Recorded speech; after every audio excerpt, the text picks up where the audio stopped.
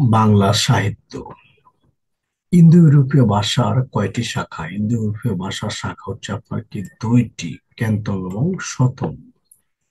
তারপর হচ্ছে ক্যান্থমে রয়েছে কোন দুটি শাখা এশিয়ার অন্তর্ভুক্ত? ক্যান্থমে রয়েছে আপনার হচ্ছে হিত্তিক ও তুবরিক। হিত্তিক ও তুবরিক শাখা দুটি আপনার হচ্ছে আপনার এশিয়ার অন্তর্গত। এশিয়ার অন্তর্গত ইন্দো ইউরোপীয় মূল ভাষাগোষ্ঠীর অন্তর্গত ভাষা কোনটি? মূল ভাষাগোষ্ঠীর অন্তর্গত ভাষা হচ্ছে আপনার কি বাংলা। ইন্দো ইউরোপীয় ভাষার মূল ভাষাগোষ্ঠীর অন্তর্গত ভাষা হচ্ছে আপনার বাংলা।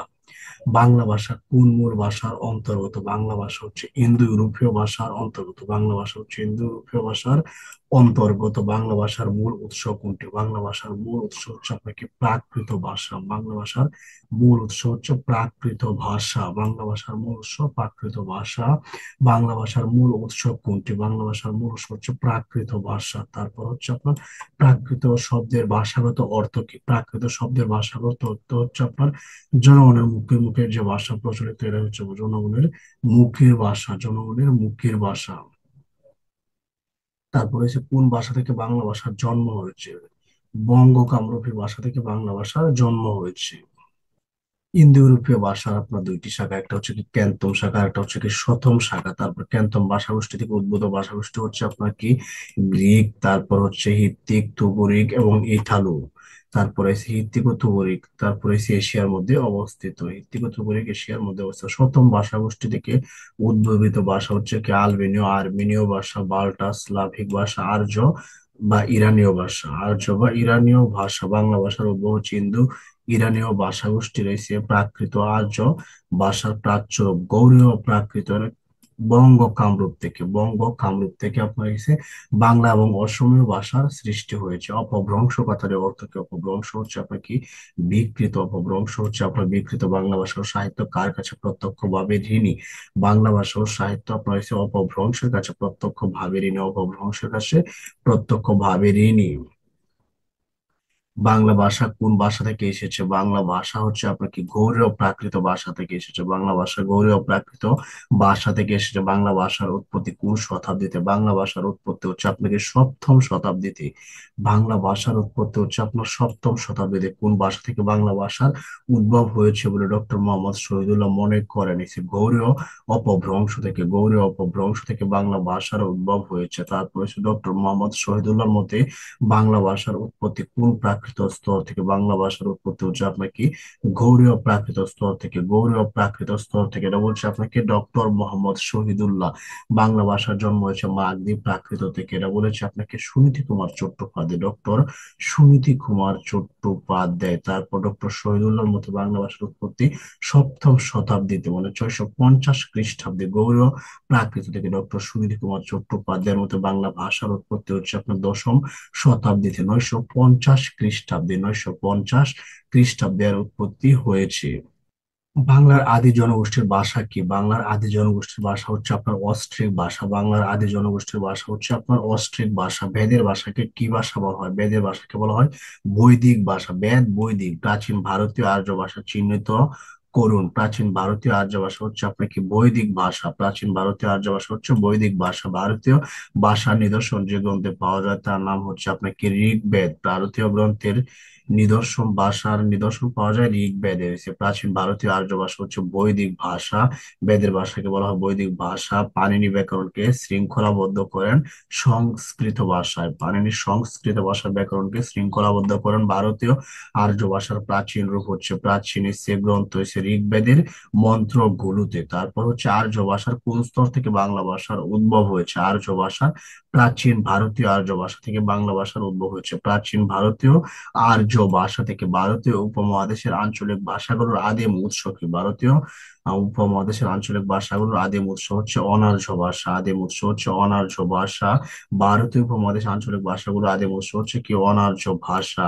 বাংলা ভাষার বয়স কত? বাংলা ভাষার বয়স হচ্ছে 1000 বছর। বাংলা ভাষার বয়স হচ্ছে 1000 বছর। বাংলা ভাষার আদি স্তরের স্থিতিকাল হচ্ছে আপনার কি দশম থেকে চতুর্দশ শতাব্দী পর্যন্ত। বাংলা ভাষার আদি স্তরের স্থিতিকাল হচ্ছে দশম থেকে চতুর্দশ শতাব্দী পর্যন্ত। বাংলা ভাষার এসে ডক্টর সুনীতি কুমার চট্টোপাধ্যায়ের মধ্যে দশম থেকে চতুর্দশ, আর হচ্ছে ডক্টর মোহাম্মদ শহীদুল্লাহর মধ্যে সপ্তম থেকে দ্বাদশ শতাব্দী পর্যন্ত। সপ্তম থেকে দ্বাদশ শতাব্দী পর্যন্ত।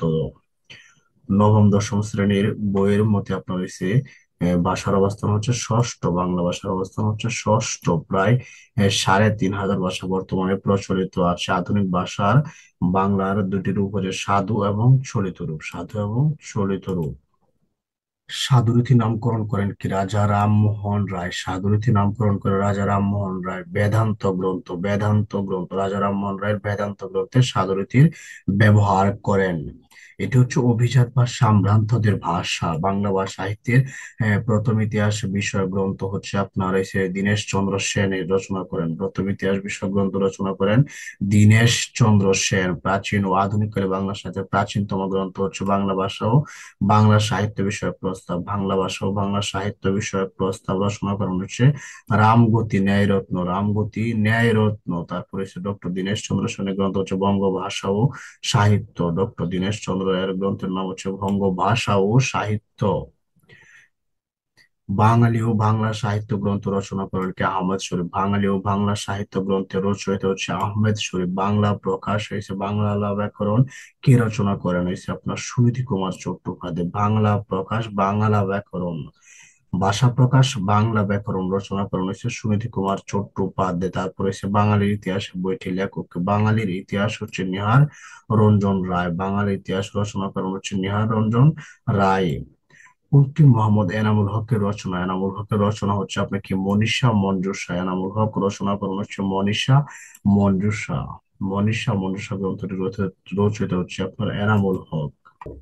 বাংলা সাহিত্যের প্রথম ইতিহাস গ্রন্থ কোনটি? বাংলা সাহিত্যের প্রথম ইতিহাস গ্রন্থ হচ্ছে বঙ্গভাষা ও সাহিত্য। বঙ্গভাষা ও সাহিত্য। মোহাম্মদ আব্দুল হাই রচিত ধ্বনিবিজ্ঞান বিষয়ক গ্রন্থের নাম হচ্ছে ধ্বনিবিজ্ঞান ও বাংলা ধ্বনিতত্ত্ব। ধ্বনিবিজ্ঞান ও বাংলা ধ্বনিতত্ত্ব। বাংলা সাহিত্যের ইতিবৃত্ত রচনা করেছেন ডক্টর মোহাম্মদ আব্দুল হাই ও সৈয়দ আলী আহসান। দুইজন মিলেই গ্রন্থটা রচনা করেছেন। গ্রন্থটির নাম হচ্ছে বাংলা সাহিত্যের ইতিবৃত্ত, ডক্টর মোহাম্মদ আব্দুল হাই ও সৈয়দ আলী আহসান। নাথানিয়াল ব্রেসিয়াল হ্যারিসের গ্রন্থটির নাম ছিল আপনার grammar of the Bengal language, grammar of the Bengal language. Doctor Mohammad Abdul Hai ও সৈয়দ আলী আহসান হয়েছে বাংলা ভাষা সাহিত্যের ইতিবৃত্ত। ডক্টর মোহাম্মদ শহীদুল্লাহ হয়েছে বাংলা ব্যাকরণ, বাংলা ভাষার ইতিবৃত্ত। বাংলা ভাষার ইতিবৃত্ত গ্রন্থটি রচনা করেছেন হচ্ছে আপনার ডক্টর মোহাম্মদ শহীদুল্লাহ। মোহাম্মদ আব্দুল হাই হচ্ছে ভাষা ও সাহিত্য, ধ্বনিবিজ্ঞান ও বাংলা ধ্বনিতত্ত্ব হচ্ছে মোহাম্মদ আব্দুল হাই রচনা করেছেন। সুনীতি কুমার চট্টোপাধ্যায় হচ্ছে আপনার ভাষা প্রকাশ, বাংলা ব্যাকরণ। ডক্টর মোহাম্মদ এনামুল হকের হচ্ছে আপনার কি? মনীষা মঞ্জুষা এবং হচ্ছে ব্যাকরণ মঞ্জুষী, ব্যাকরণ মঞ্জুরি এবং মনীষা মঞ্জুষা। হুমায়ুন আজাদ হচ্ছে আপনাকে তুলনামূলক ঐতিহাসিক ভাষা বিজ্ঞান। ডক্টর সুকুমার সেন হচ্ছে বাংলা সাহিত্যের ইতিহাস। ডক্টর সুকুমার সেন রচনা করেছেন বাংলা সাহিত্যের ইতিহাস। মুনির চৌধুরী হচ্ছে বাংলা গদ্যরীতি। বাংলা গদ্যরীতি গ্রন্থটি রচিত হচ্ছে মুনির চৌধুরী। সুকুমার সেন হচ্ছে ভাষার ইতিবৃত্ত, ভাষার ইতিবৃত্ত। আহমেদ শরীফ হচ্ছে বাঙালি ও বাংলা সাহিত্য। আহমেদ শরীফ হচ্ছে বাঙালি ও বাংলা সাহিত্য, বাংলার ইতিহাস রচনা করেছেন হচ্ছে নিহার রঞ্জন রায়। নিহার রঞ্জন রায় রচনা করেছেন বাঙালির ইতিহাস।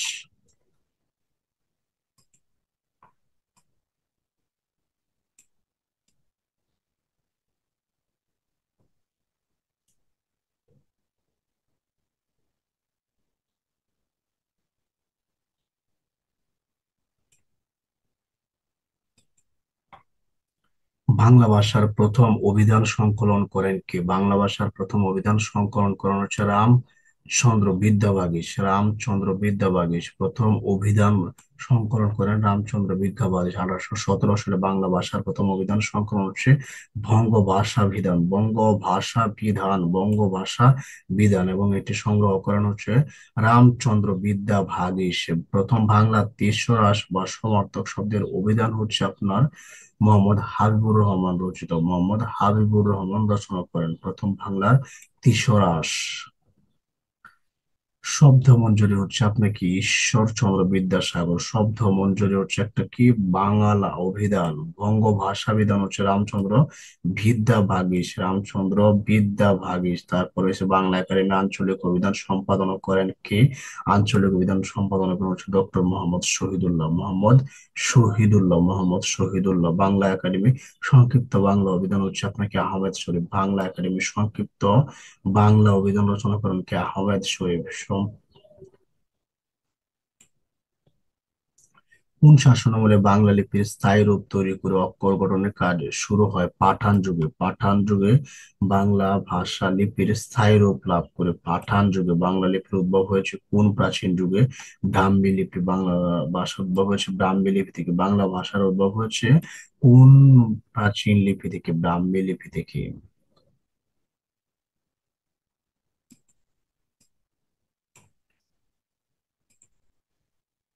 সেন যুগে বাংলা লিপির গঠন কাজ শুরু হলেও বাংলা লিপির গঠন কাজ শুরু হয় সেন যুগে। সেন যুগে এবং তা পাঠান যুগে আপনার স্থায়ী রূপ লাভ করে। পাঠান যুগে এটি স্থায়ী রূপ লাভ করে 1800 খ্রিস্টাব্দে শ্রীরামপুর মিশনে ছাপাখানা স্থাপিত হয় এবং এর মাধ্যমে বাংলা রূপ স্থায়ী রূপ লাভ করে বাংলা লিপিবদ্ধ করেছে। আধুনিক রূপ দেন হচ্ছে কি পঞ্চানন কর্মকার। পঞ্চানন কর্মকার হচ্ছে আপনার বাংলা লিপির আধুনিক রূপ দান করেন, পঞ্চানন কর্মকার।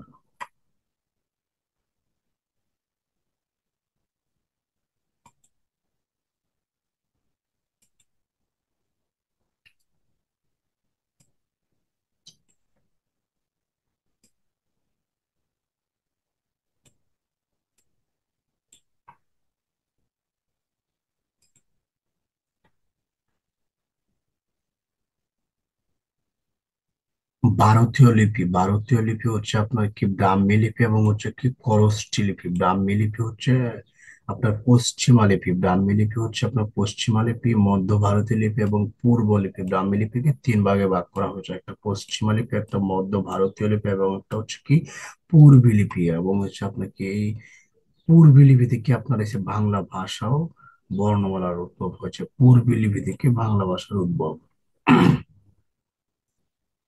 কোন সম্রাট তার শাসনামলে ব্রাহ্মী লিপিকে উৎকীর্ণ করান হচ্ছে সম্রাট অশোক। ব্রাহ্মী লিপিকে উৎকীর্ণ করান সম্রাট অশোক। সকল ভারতীয় লিপির সৃষ্টি হচ্ছে ব্রাহ্মী লিপি থেকে। সম্রাট অশোকের রাজত্বকালে ব্রাহ্মী লিপির প্রচলন ঘটে। ব্রাহ্মী লিপির প্রচলন ঘটে তিনি ব্রাহ্মী লিপির প্রচলন ঘটান। বাংলা লিপির উৎস হয়েছে আপনার কি ব্রাহ্মী লিপি থেকে। ব্রাহ্মী লিপি থেকে বাংলা লিপির উৎস। পূর্বী লিপি থেকে বাংলা লিপির উদ্ভব ঘটে বলে একাদশ দ্বাদশ শতকের মধ্যে একটা পূর্ব লিপি থেকে বাংলা ভাষার উদ্ভব ঘটে। ডক্টর মোহাম্মদ শহীদুল আহমেদের উদ্ভব ঘটে সপ্তম শতাব্দীতে। পৃথিবীর প্রায় সকল লিপির উদ্ভব হয়েছে ফিনিশীয় লিপি থেকে। পৃথিবীর প্রায় সকল লিপির মূল লিপি হচ্ছে ফিনিশীয় লিপি। কুরুষ্টি লিপিমালা লেখা হয় ডান দিক থেকে। কুরুষ্টি লিপিমালা লেখা হয় ডান দিক থেকে, যেমন আরবি ভাষা। বাংলা সাহিত্যের যুগকে কয় ভাগে ভাগ করা যায়? বাংলা সাহিত্যের যুগকে আপনার তিন ভাগে ভাগ করা হয়েছে। বাংলা সাহিত্যের ইতিহাস শুরু হয় চর্যাপদ রচনার সময় থেকে। চর্যাপদের পরে বাংলা সাহিত্যের ইতিহাস যুগ শুরু হয় 1204 সালে ইখতিয়ারুদ্দিন বখতিয়ার খলজি বঙ্গবিজয়ের মাধ্যমে মধ্যযুগ এবং 1800 সালে ফুট উইলিয়াম কলেজ প্রতিষ্ঠার মাধ্যমে বাংলা গদ্য আধুনিক রূপ লাভ করে। প্রাচীন যুগের সাহিত্যের বৈশিষ্ট্য হচ্ছে ব্যক্তি কেন্দ্রিকতা এবং ধর্ম নিরপেক্ষতা। ব্যক্তি কেন্দ্রিকতা ছিল হচ্ছে আপনার প্রাচীন যুগের বৈশিষ্ট্য। মধ্যযুগের সাহিত্য ছিল সম্পূর্ণ ধর্ম নির্ভর। মধ্যযুগের সাহিত্য ছিল ধর্ম নির্ভর আর প্রাচীন যুগ ছিল ধর্ম নির্ভরতা এবং ব্যক্তি কেন্দ্রিকতা। বাংলা সাহিত্যকে আপনার তিন ভাগে ভাগ করা যায়: একটা হচ্ছে প্রাচীন যুগ, একটা হচ্ছে মধ্যযুগ। মধ্যযুগ শুরু হয় 1201 থেকে 1800 সাল পর্যন্ত হচ্ছে আপনার কি মধ্যযুগ। আধুনিক যুগ হচ্ছে 1801 সালের পর থেকে আপনার আধুনিক যুগ শুরু হয়। 1801 সালের পর থেকেই যুগ শুরু হয় হচ্ছে আপনার আধুনিক যুগ।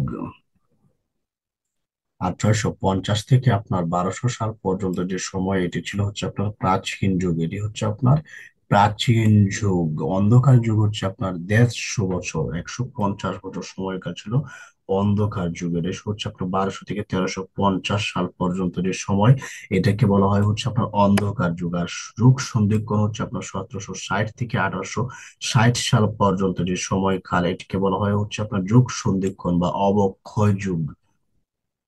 বাংলা ভাষা ও সাহিত্যের প্রাচীনতম শাখা হচ্ছে আপনার কি কাব্য। বাংলা ভাষা ও সাহিত্যের প্রাচীনতম শাখা হচ্ছে কাব্য। বাংলা ভাষা, বাংলা সাহিত্যের ইতিহাস ও ইংরেজি সাহিত্যের ইতিহাস, এ দুটির মধ্যে কোনটি বেশি পুরাতন? ইংরেজি সাহিত্যের ইতিহাস। ইংরেজি সাহিত্যের ইতিহাস অনেক আগে শুরু হয়েছিল, 450 খ্রিস্টাব্দে ইংরেজি সাহিত্যের ইতিহাস শুরু হয়েছিল। বাংলা সাহিত্যের প্রাচীন যুগের নিদর্শন কোনটি? বাংলা সাহিত্যের প্রাচীন যুগের নিদর্শন হচ্ছে আপনার কি দোহা কুশ। বাংলা সাহিত্যের প্রাচীন যুগের নিদর্শন দোহা কুশ। চর্যাপদের কবিরা ছিলেন হচ্ছে আপনার সহজ। জানি বুদ্ধ। সহজ জানি বুদ্ধ। বৌদ্ধদের কোন সম্প্রদায় রয়েছে সাধকগণ চর্যাপদ রচনা করেন? হচ্ছে সহজ জানি বুদ্ধ সম্প্রদায়গণ হচ্ছে আপনার চর্যাপদ রচনা করেন। বৌদ্ধ ধর্মের প্রচারক গৌতম বুদ্ধের অবর্তমানে তার অনুসারীরা মহাযান ও হীনযান এই দুভাগে বিভক্ত ছিল। হীনযান ও মহাযানে বিভক্ত ছিল। বাংলা সাহিত্যের প্রাচীন যুগের একমাত্র নিদর্শন হচ্ছে আপনার কি চর্যাপদ। বাংলা সাহিত্যের প্রাচীন যুগের একমাত্র নিদর্শন হচ্ছে চর্যাপদ। চর্যাপদ রচনাটি বাংলা সাহিত্যের কোন যুগের কাব্য নিদর্শন? বাংলা যুগের এসে আদি যুগের কাব্য নিদর্শন চর্যাপদ। আদি যুগের কাব্য নিদর্শন। বাংলা ভাষা ও সাহিত্যের প্রাচীন যুগের নিদর্শন হচ্ছে আপনার কি? প্রাচীন যুগের নিদর্শন হচ্ছে আপনার চর্যাপদ। প্রাচীন যুগের নিদর্শন হচ্ছে চর্যাপদ। চর্যাপদ হলো মূলত হচ্ছে আপনার কি গানের সংকলন। চর্যাপদ হচ্ছে অনেকগুলো গানের সংকলন। বাংলা ভাষার প্রথম কবিতা সংকলন হচ্ছে আপনার কি চর্যাপদ। কোন রাজবংশের আমলে চর্যাপদ রচনা শুরু হয়? হচ্ছে আপনার হচ্ছে পাল রাজবংশের আমলে চর্যাপদ রচনা শুরু হয়। চর্যাপদের সঙ্গে কোন ধর্মের নাম সংশ্লিষ্ট? চর্যাপদের সঙ্গে সংশ্লিষ্ট হচ্ছে কি আপনার হচ্ছে সহজানী বুদ্ধ, মানে বুদ্ধ ধর্মের নাম সংশ্লিষ্ট। চর্যাপদ কোন ধর্মাবলম্বীদের সাহিত্য? সহজিয়া বৌদ্ধ। সহজিয়া বৌদ্ধ ধর্মাবলম্বীদের সাহিত্য। চর্যাপদ কোন ছন্দে রচিত? চর্যাপদ হচ্ছে আপনার মাত্রাবৃত্ত ছন্দে রচিত। মাত্রাবৃত্ত ছন্দে রচিত। বাংলা ভাষা ও সাহিত্যের প্রাচীন যুগের একমাত্র নির্ভরযোগ্য ঐতিহাসিক নিদর্শন হচ্ছে চর্যাপদ বা চর্যা গীতিকোষ। চর্যাপদকে বলা হয় বাংলা সাহিত্যের প্রথম আদি গ্রন্থ বা আদি নিদর্শন। চর্যাপদ প্রাচীন যুগে এর বাংলা ভাষার শ্রেষ্ঠ নিদর্শন। চর্যাপদ হচ্ছে একটি গানের সংকলন। এটিকে বলা হয় সাধন সঙ্গীত। চর্যাপদকে বলা হয় সাধন সঙ্গীত। চর্যাপদের রচনা শুরু হয় পাল রাজবংশের আমলে। চর্যাপদ রচনা কোন আমলে শুরু হয়? পাল রাজবংশের আমলে। তারপর হচ্ছে তার চর্যাপদকে আপনার সহজে বৌদ্ধ ধর্মাবলম্বীদের সাহিত্য বলা হয়। চর্যাপদের ছন্দ হচ্ছে মাত্রাবৃত্ত ছন্দ। চর্যাপদ আবিষ্কৃত হয়েছিল কত সালে? চর্যাপদ আবিষ্কৃত হয়েছিল 1907 সালে। চর্যাপদ আবিষ্কৃত হয়েছিল 1907 সালে। চর্যাপদ আবিষ্কৃত হয় কোথা থেকে? চর্যাপদ আবিষ্কৃত হয় নেপালের রাজগ্রন্থশালা থেকে। নেপালের রাজগ্রন্থশালা থেকে। চর্যাপদ আবিষ্কার করেন হচ্ছে আপনার হরপ্রসাদ শাস্ত্রী। চর্যাপদ আবিষ্কার করেন হরপ্রসাদ শাস্ত্রী। বাংলা ভাষার প্রথম কাব্য সংকলন চর্যাপদের আবিষ্কারক হচ্ছে আপনার ডক্টর হরপ্রসাদ শাস্ত্রী। হরপ্রসাদ শাস্ত্রীর উপাধি হচ্ছে আপনার কি মহামহোপাধ্যায়। হরপ্রসাদ শাস্ত্রীর উপাধি হচ্ছে মহামহোপাধ্যায়। তারপরে হচ্ছে চর্যাপদের প্রাপ্তি স্থান হচ্ছে আপনার কি নেপাল। চর্যাপদ নেপালে সংরক্ষিত ছিল। হরপ্রসাদ শাস্ত্রী পুঁথি সাহিত্য সংরক্ষণের জন্য গিয়েছিলেন হচ্ছে আপনার তিব্বত, নেপাল। তিব্বত এবং নেপালে তিনি গিয়েছিলেন পুঁথি সাহিত্য সংগ্রহের জন্য। 1882 সালে প্রকাশিত হয়েছে সংস্কৃত বুদ্ধ লিটারেচার ইন নেপাল গ্রন্থে রাজা রাজেন্দ্রলাল মিত্র সর্বপ্রথম নেপালের বৌদ্ধতান্ত্রিক সাহিত্যের কথা প্রকাশ করেন। বাংলা ভাষার প্রথম কাব্য সংকলন চর্যাপদের আবিষ্কারক হচ্ছে হরপ্রসাদ শাস্ত্রী। তারপর আবিষ্কৃত হল নেপালের রাজগ্রন্থশালা রয়্যাল লাইব্রেরি থেকে। এটা রয়্যাল লাইব্রেরিতে সংগৃহীত ছিল। আবিষ্কৃত 1907 সালে। তিব্বত ও নেপালে গিয়েছিলেন তিনি আপনার হরপ্রসাদ শাস্ত্রী এগুলো সংগ্রহের জন্য। তারপরে সম্প্রতি নতুন চর্যাপদ আবিষ্কৃত করেন কি? সৈয়দ মোহাম্মদ শাহেদ। খুবই গুরুত্বপূর্ণ হচ্ছে কি সৈয়দ মোহাম্মদ শাহেদ সম্প্রতি আধুনিক চর্যাপদ আবিষ্কার করেন সৈয়দ মোহাম্মদ শাহেদ। চর্যা বিনিশ্চয়ের অর্থ হচ্ছে আপনার কি কোনটি আচরণীয় কোনটি নয়। চর্যা বিনিশ্চয়ের অর্থ হচ্ছে কোনটি আচরণীয় আর কোনটি নয়। তারপর চর্যাপদের টিকাকারের নাম কি? চর্যাপদের টিকাকারের নাম হচ্ছে মুনিদত্ত। মুনিদত্ত এগুলোকে কি করেন? ব্যাখ্যা করেন। ব্যাখ্যা করেন কোন পণ্ডিত চর্যাপদের পদগুলোকে টিকার মাধ্যমে ব্যাখ্যা করেন? এটা হচ্ছে আপনার মুনিদত্ত। চর্যাপদের তিব্বত অনুবাদ প্রকাশ করেন কি? চর্যাপদের তিব্বত অনুবাদ প্রকাশ করেন হচ্ছে প্রবোধ চন্দ্র বাগচি। প্রবোধ চন্দ্র বাগচি তিব্বত অনুবাদ প্রকাশ করেন। হরপ্রসাদ শাস্ত্রী কর্তৃক প্রদত্ত নামটি হচ্ছে কি? চর্যা চর্য বিনিশ্চয়। চর্যা চর্য বিনিশ্চয় অর্থাৎ কোনটি আচরণের কোনটি আচরণের নয়। পণ্ডিত মুনিদত্ত চর্যাপদের পদগুলোকে টিকার মাধ্যমে ব্যাখ্যা করেন। মুনি দত্তের মতানুসারে এই পদ সংগ্রহের নাম ছিল কি? আশ্চর্য চর্যাচয়। চর্যাচয় আশ্চর্য চর্যাচয়। কীর্তিচন্দ্র মুনি দত্ত টিকার তিব্বতী অনুবাদ করেছিলেন। তিব্বতী অনুবাদ করেছিলেন। তারপর 1938 সালে ডক্টর প্রবোধচন্দ্র বাগচি কর্তৃক চর্যার তিব্বতী অনুবাদ আবিষ্কার ও প্রকাশিত হয়। আধুনিক পণ্ডিত গণের আধুনিক পণ্ডিত গণের অনুমান যে পুঁথির নাম ছিল কি আপনার হচ্ছে চর্যা গীতিকুশ, এবং হচ্ছে টিকার নাম ছিল চর্যা চর্য বিনিশ্চয়। ডক্টর মোহাম্মদ শহীদুল্লাহ সম্পাদিত চর্যাপদ বিষয়ক গ্রন্থের নাম হচ্ছে আপনার হচ্ছে বুদ্ধিস্ট মিস্টিক সং। তারপরে হচ্ছে মণি দত্ত হচ্ছে আপনাকে আশ্চর্য চর্যাশয়, হরপ্রসাদ সাজা হচ্ছে চর্য বিনিশ্চয়। তারপর হচ্ছে সৈয়দ আলী হাসান হচ্ছে আপনার চর্যা গীতিকা তারপর হরপ্রসাদ শাস্ত্রীর ধারণা ছিল তিনি চর্যা গীতিগুলো সংগ্রহিতের মূল পুঁথি আবিষ্কার করেছেন, কিন্তু সকল পণ্ডিতই পরবর্তী বিষয়ে একমত যে শাস্ত্রী মহাশয় কর্তৃক পুঁথিটি সংগ্রহিত আসলে বৃত্তি বা টিকার এসে চর্যাপদ প্রথম কোন ভাষা থেকে প্রকাশিত হয়? বঙ্গীয় সাহিত্য পরিষদ থেকে প্রকাশিত হয়। চর্যাপদ প্রথম কোথা থেকে প্রকাশিত হয়? বঙ্গীয় সাহিত্য পরিষদ থেকে প্রকাশিত। বঙ্গীয় সাহিত্য পরিষদ কর্তৃক প্রকাশিত চর্যাপদকে সম্পাদনা করেন হচ্ছে আপনার হরপ্রসাদ শাস্ত্রী। তারপর হরপ্রসাদ শাস্ত্রী চর্যাপদ যে গ্রন্থে প্রকাশ করেছিলেন তার নাম হচ্ছে আপনার কি? হাজার বছরের পুরানা বাংলা ভাষায় বৌদ্ধ গান ও দোহা। হাজার বছরের পুরাণ বাংলা ভাষায় বৌদ্ধ গান ও দোহা। 1916 খ্রিস্টাব্দে কলকাতায় বঙ্গীয় সাহিত্য পরিষদ কর্তৃক প্রকাশিত চর্যাপদ প্রকাশ করেন হরপ্রসাদ শাস্ত্রী। ঢাকা বিশ্ববিদ্যালয়ের বাংলা ও সংস্কৃত বিভাগের প্রতিষ্ঠাতা চেয়ারম্যান হচ্ছে আপনার হরপ্রসাদ শাস্ত্রী। চর্যাপদের রচনার কাল হচ্ছে আপনার সপ্তম থেকে দ্বাদশ শতাব্দী পর্যন্ত।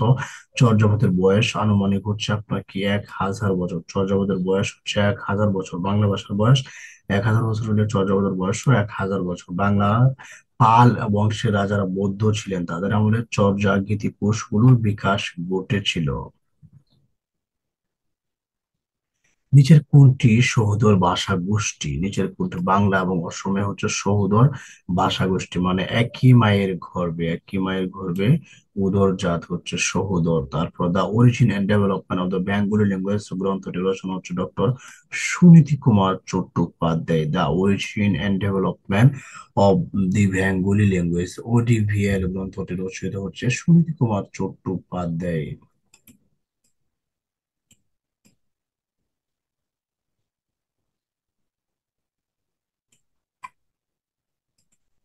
চর্যাপদের ভাষাকে কে বাংলায় প্রতিপন্ন করেছেন? এসে সুনীতি কুমার চট্টোপাধ্যায় বাংলায় প্রতিপন্ন করেছেন। চর্যাপদ যে বাংলা ভাষায় রচিত এটি প্রথম কে প্রমাণ করেন? এটা প্রথম প্রমাণ করেন হচ্ছে সুনীতি কুমার চট্টোপাধ্যায়।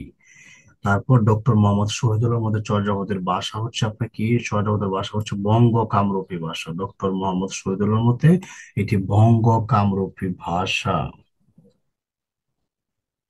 1920 সালে বিজয় চন্দ্র মজুমদার প্রথম চট্টোপাধ্যায়ের ভাষা নিয়ে আলোচনা শুরু করেন। সান্ধ্য ভাষা কোন সাহিত্যকর্মের সঙ্গে সংযুক্ত? চর্যাপদ। সান্ধ্য ভাষা হচ্ছে চর্যাপদের সাথে সম্পৃক্ত। ডাকার নব কোন ভাষার রচিত? ডাকার নব হচ্ছে আপনাকে অপভ্রংশ। ডাকার নব হচ্ছে অপভ্রংশ। 1907 সালে হরপ্রসাদ শাস্ত্রী নেপালের রাজ দরবার থেকে আপনার যে পুঁথি সংগ্রহ করেন তাই হচ্ছে আপনার চর্যা চর্য বিনিশ্চয়। বাংলা সাহিত্যের প্রথম নিদর্শন চর্যাপদের সংখ্যা হচ্ছে আপনার কয়টি? 50টি। চর্যাপদের সংখ্যা হচ্ছে আপনার কি 50টি। চর্যাপদের সংখ্যা কতগুলো? চর্যাপদের গান সংখ্যা হচ্ছে 51টি। গান সংখ্যা হচ্ছে 51টি। চর্যাপদের পদকর্তা হচ্ছে আপনার কতজন? 23 জন। 23 জন। তার হচ্ছে চর্যাপদের পদকর্তা মূলত 24 জন, তবে একজনের কোনো পদ পাওয়া যায়নি। চর্যাপদের কতজন কবির পদ রয়েছে? চর্যাপদের টোটাল 24 জনের পদ রয়েছে। 24 জনের পদ রয়েছে। ডক্টর মোহাম্মদ শহীদুল আমাদের চর্যাপদের পদের সংখ্যা হচ্ছে 50টি। আবার সুকুমার সেনের মতো হচ্ছে 51টি। সেনের মতো হচ্ছে 51টি, এবং 51টি ধরা হয় চর্যাপদের প্রাপ্ত পুঁথিতে। পদ ছিল হচ্ছে আপনার 51টি, এর মধ্যে 11 সংখ্যক পত্রিকার ব্যাখ্যা করেননি। 11 সংখ্যক পদের ব্যাখ্যা করা হয়নি। চট্টোপাধ্যায়ের পদকর্তা হচ্ছে আপনার 23 জন। আরো একজন পদকর্তার নাম আছে কিন্তু তার পদটি নেই, সেটি ধরলে চট্টোপাধ্যায়ের পদ সংখ্যা 51টি এবং পদকর্তা 24 জন হতো। বাংলা সাহিত্যের প্রাচীনতম কবি হচ্ছে আপনাকে লুইপা। হরপ্রসাদ শাস্ত্রী কাকে চর্যাপদের আদি কবি মনে করেন? লুইপাকে আদি কবি মনে করেন। লুইপা ডক্টর হরপ্রসাদ শাস্ত্রীর মতো লুইপা ১:২৯ নং পদ দুইটি রচনা করেছেন। চর্যাপদের কবিদের মধ্যে সবচেয়ে বেশি পদ রচনা করেছেন কে? সবচেয়ে বেশি পদ রচনা করেছেন হচ্ছে আপনার কান্নপা। সবচেয়ে বেশি চর্যাপদ পাওয়া গেছে কোন কবির? এটা হচ্ছে আপনার কান্নপা। কান্নপার সবচেয়ে বেশি পদ পাওয়া গেছে, মানে তিনি সবচেয়ে বেশি পদ রচনা করেছেন। নিম্নের কোন পঙ্ক্তিটি হচ্ছে আপনার কার রচনা? হচ্ছে আপনার হচ্ছে কান্নপা। কান্নপা কি ধরনের সাহিত্য রচনা করেছেন? কান্নপা হচ্ছে আপনার চর্যাপদ রচনা করেছেন। কান্নপার পঙ্কতি হচ্ছে আলিয়ে খালি ভাট, রুন্দেলা, তারপর তাদেহি কান্ন বিমলা ভয়লা খান্ন বহি গই ঘুরে নিবাসে যেমন গোয়ার সোডোয়াস। অর্থ হচ্ছে জগতে যা কিছু উৎপত্তি হয় তা বিনাশ লাভ করে, এবং এদিকে কান্নপদ দুঃখিত হয়ে মুক্তির পথ সন্ধান করেছেন। কে নিজেকে বাঙালি কবি বলে পরিচয় দিয়েছিলেন? বসুকোপা বাঙালি কবি বলে নিজেকে পরিচিত কবি হচ্ছে আপনার বসুকোপা। চর্যাগীতি রচনার সংখ্যাধিক্যের বিবেচনায় দ্বিতীয় স্থানের অধিকারী হচ্ছে আপনার কে? বসুকোপা। দ্বিতীয় কবি হচ্ছে বাঙালি কবি বসুকোপা। বসুকোপা নিজেই বলেছেন এসে, আমি বসুক বাঙালি হলাম বলে, আমি বসুক বাঙালি হলাম ভুলে। উষ্ণা উষ্ণা পাবত তহি বসই সরবি বালে মরুঙ্গি পিচ্ছ পরিহান সরবি গিবত গুঞ্জরি মালি। এর রচিত হচ্ছে আপনার কে? সবর পা। এর রচিত হচ্ছে আপনার সবর পা। তারপর হচ্ছে টালা তুমুর ঘর নাহি পর বেশি হারিত বাত নাহি রীতি আবেশি। চর্যাপদে দুটি চরণ দ্বারা কি বোঝানো হয়েছে? দারিদ্র ক্লিষ্ট জীবনের চিত্র। দারিদ্র ক্লিষ্ট জীবনের চিত্র বোঝানো হয়েছে। রুকের তেম্বলি কুমিরি খায়। এর অর্থ হচ্ছে আপনার হচ্ছে গাছের তেঁতুল কুমিরি খায়। গাছের তেঁতুল কুমিরি খায়। রুকের তেঁতুলি কুমিরি খায়। চর্যাপদের কোন পঙ্ক্তিটি আপনার এসে খণ্ডিত আকারে পাওয়া গেছে? খণ্ডিত আকারে পাওয়া গেছে হচ্ছে আপনার 23 নং পদ। 23 নং পদ আপনার খণ্ডিত আকারে পাওয়া গেছে। পতিতে কয়েকটা পাতা নষ্ট হওয়ার তিনটি সম্পূর্ণ, 24, 25 এবং 48 নং পদ হচ্ছে আপনার এসে সম্পূর্ণ, এবং 23 নং পদের অর্ধাংশ পাওয়া যায়নি। অর্ধাংশ পাওয়া যায়নি। এর জন্য আপনার মোট 46টি, 46.5টি পদ পাওয়া গেছে। 46.5টি পদ পাওয়া গেছে। তাহলে পাওয়া যায় না হচ্ছে 24, 25, 48 এবং 23 নং পদের অর্ধাংশ। কান্নপা হচ্ছে আপনার পদ সংখ্যা হচ্ছে আপনার 13টি পদ রচনা করেছেন। বসুকোপা রচনা করেছেন আপনার 8টি পদ রচনা করেছেন। বসুকোপা। সরোয়াপা 4টি পদ রচনা করেছেন। কুক্কুরিপা আপনার 3টি পদ রচনা করেছেন। লুইপা আপনার 2টি পদ রচনা করেছেন। লুইপার পদ সংখ্যা হচ্ছে 2টি। সবর পড়াশোনা করেছেন করছে 2টি পদ। তারপর হচ্ছে শান্তি পড়াশোনা করেছেন 2টি পদ, এবং বাকি প্রত্যেকে 1টি করে পদ রচনা করেছেন, এবং মোট পদের সংখ্যা হচ্ছে আপনার কতটি? 50টি পদ। 23 নং পদের আপনার 6টি পংক্তি পাওয়া গেছে। 23 নং পদের 6টি পংক্তি পাওয়া গেছে। চর্যাপদের প্রথম রচিত হচ্ছে আপনি কি? লুইপার। চর্যাপদের 24 নং পদটি রচিত হচ্ছে আপনি কি? কান্নপা। 24 নং 25 নং পদটি রচিত হচ্ছে আপনার তন্দ্রিপা। 48 নং পদটি রচিত হচ্ছে আপনার কি? কুক্কুরিপা। 48 নং পদটি রচিত চুক্কুরিপা। 24 নং পদটি রচিত হচ্ছে কান্নপা। 25 নং হচ্ছে কি আপনার তন্দ্রিপা। আপনা মাংসে হরিণাবরী কোন সাহিত্যের অন্তর্গত? এটা হচ্ছে আপনাকে চর্যাপদের অন্তর্গত। আপনা মাংসে হরিণাবরী এটা হচ্ছে চর্যাপদের অন্তর্গত। এবং এর পদকর্তা হচ্ছে আপনাকে আপনার বসুকোপা। এর পদকর্তা হচ্ছে আপনাকে বসুকোপা। আর ট্যাঙ্গন পা হচ্ছে আপনাকে হারিতে বাত নাহি নিতে আবেশি। এটা হচ্ছে আপনার ট্যাঙ্গন পা। এটা হচ্ছে ট্যাঙ্গন পা রচনা করেছেন এরা।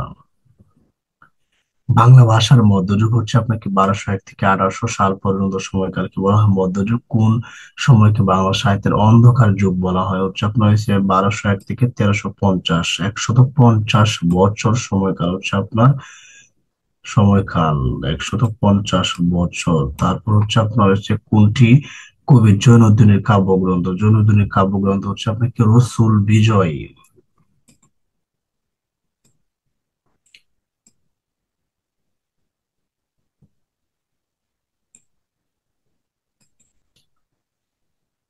তুর্কি যুগ হচ্ছে 1201 থেকে হচ্ছে আপনার 1350 সালে রয়েছে তুর্কি শাসন আমল। বাংলা সাহিত্যের অন্ধকার যুগ হচ্ছে তুর্কি শাসকদের সময়ে শুরু হয় এবং চলে। সুলতানি যুগ হচ্ছে আপনার 1351 থেকে 1575 সাল পর্যন্ত হচ্ছে আপনার সুলতানি আমল চলেছিল। বাংলা সাহিত্যের পৃষ্ঠপোষক থেকে পাঠান সুলতানদের ভূমিকা ছিল অনস্বীকার্য। ডক্টর দীনেশ চন্দ্র সেন অভিহিত করেছেন হচ্ছে ঘৌরীয় যুগ বলে। ডক্টর দীনেশ চন্দ্র সেনকে ঘৌরীয় যুগ বলে অভিহিত করেছেন। রসুল বিজয় হচ্ছে আপনাকে যুদ্ধ বিধ্বস্ত একটি কাহিনী কাব্য। রসুল বিজয় হচ্ছে একটি কি কাহিনী কাব্য। মালাদুর্গ রচিত গ্রন্থের নাম হচ্ছে আপনাকে শ্রীকৃষ্ণ বিজয়। শ্রীকৃষ্ণ বিজয় এটা হচ্ছে সুলতানি আমলের রচনা। ইসলামী ও সুফিবাদের প্রভাবে ভারতবর্ষে গড়েছিল হচ্ছে আপনার চিন্তা বিপ্লব। ইসলামী ও সুফিবাদের প্রভাবে ভারতে ঘটেছিল আপনার চিন্তা বিপ্লব। বাংলা সাহিত্যের অন্ধকার যুগ বলা হয় হচ্ছে আপনার 1201 থেকে 1350। কোন শাসকের যুগকে বাংলা সাহিত্যের অন্ধকার যুগ বলা হয়? এটা হচ্ছে আপনার তুর্কি শাসকের যুগকে বলা হয় প্রাকৃত পঙ্গলের কবিকে। প্রাকৃত পঙ্গলের কবি হচ্ছে আপনার শ্রী হর্ষ। তারপর অন্ধকার যুগের সাহিত্য নিদর্শন হচ্ছে আপনার কি শেখ সুবুদয়া। অন্ধকার যুগের সাহিত্য নিদর্শন হচ্ছে আপনার শেখ সুবুদয়া। শেখ সুবুদয়া কোন যুগের সাহিত্যকর্ম রয়েছে? অন্ধকার যুগের সাহিত্যকর্ম। আদার যুগের রচনা বলা হয় কোনটিকে? আদার যুগের রচনাকে বলা হয় প্রাকৃত পঙ্গলকে। আদার যুগের রচনা বলা হয় প্রাকৃত পঙ্গল। শূন্য পুরাণ রচনা করেছেন কে? শূন্য পুরাণ হচ্ছে রামায় পণ্ডিতের শূন্য পুরাণ। রামায় পণ্ডিতের শূন্য পুরাণ। শূন্য পুরাণ কাব্য কার রচনা? শূন্য পুরাণ হচ্ছে রামায় পণ্ডিত। তারপর গীত গোবিন্দ কাব্যে রচিত জয়দেব কবি কার সভাকবি ছিলেন? জয়দেব হচ্ছে আপনার লক্ষণ সেনের সভাকবি ছিলেন।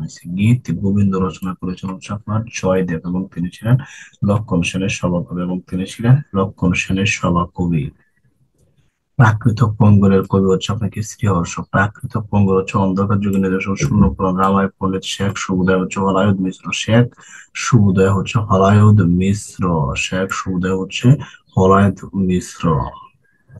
শেখ সুবুদয় মুসলমানদের বাঙালি বিজয়ের উল্লেখ রয়েছে। মুসলমানদের বাঙালি বিজয়ের উল্লেখ রয়েছে। গীত গোবিন্দ হচ্ছে হলায়ুদ মিশ্র এবং জয়দেব সংস্কৃত ভাষায় রচিত। গীত গোবিন্দ সংস্কৃত ভাষায় রচিত। কণার বচন এর মূল ভাব কি? কণার বচনের মূল ভাব হচ্ছে আপনার শুদ্ধ জীবন যাপন রীতি। শুদ্ধ জীবন যাপন রীতি হচ্ছে কণার বচনের মূল ভাব। ডক্টর দীনেশ চন্দ্র সেনের মতে ডাক ও কণার বচনের রচনাকাল হচ্ছে অষ্টম থেকে দ্বাদশ শতাব্দী পর্যন্ত। অষ্টম থেকে দ্বাদশ শতাব্দী পর্যন্ত মধ্যযুগের কবিকাজে কৃষি সাহিত্য ডাক ও খনার বচন। ডাক ও খনার বচন। ডাক ও খনার বচন বিবেচনা করা হয় বাংলা সাহিত্যের প্রাচীন যুগের সৃষ্টি বলে। ডাক ও খনার বচনকে বলা হয় বাংলা সাহিত্যের প্রাচীন যুগের সৃষ্টি। কারণ এর সময়কাল হচ্ছে অষ্টম থেকে দ্বাদশ শতাব্দী পর্যন্ত।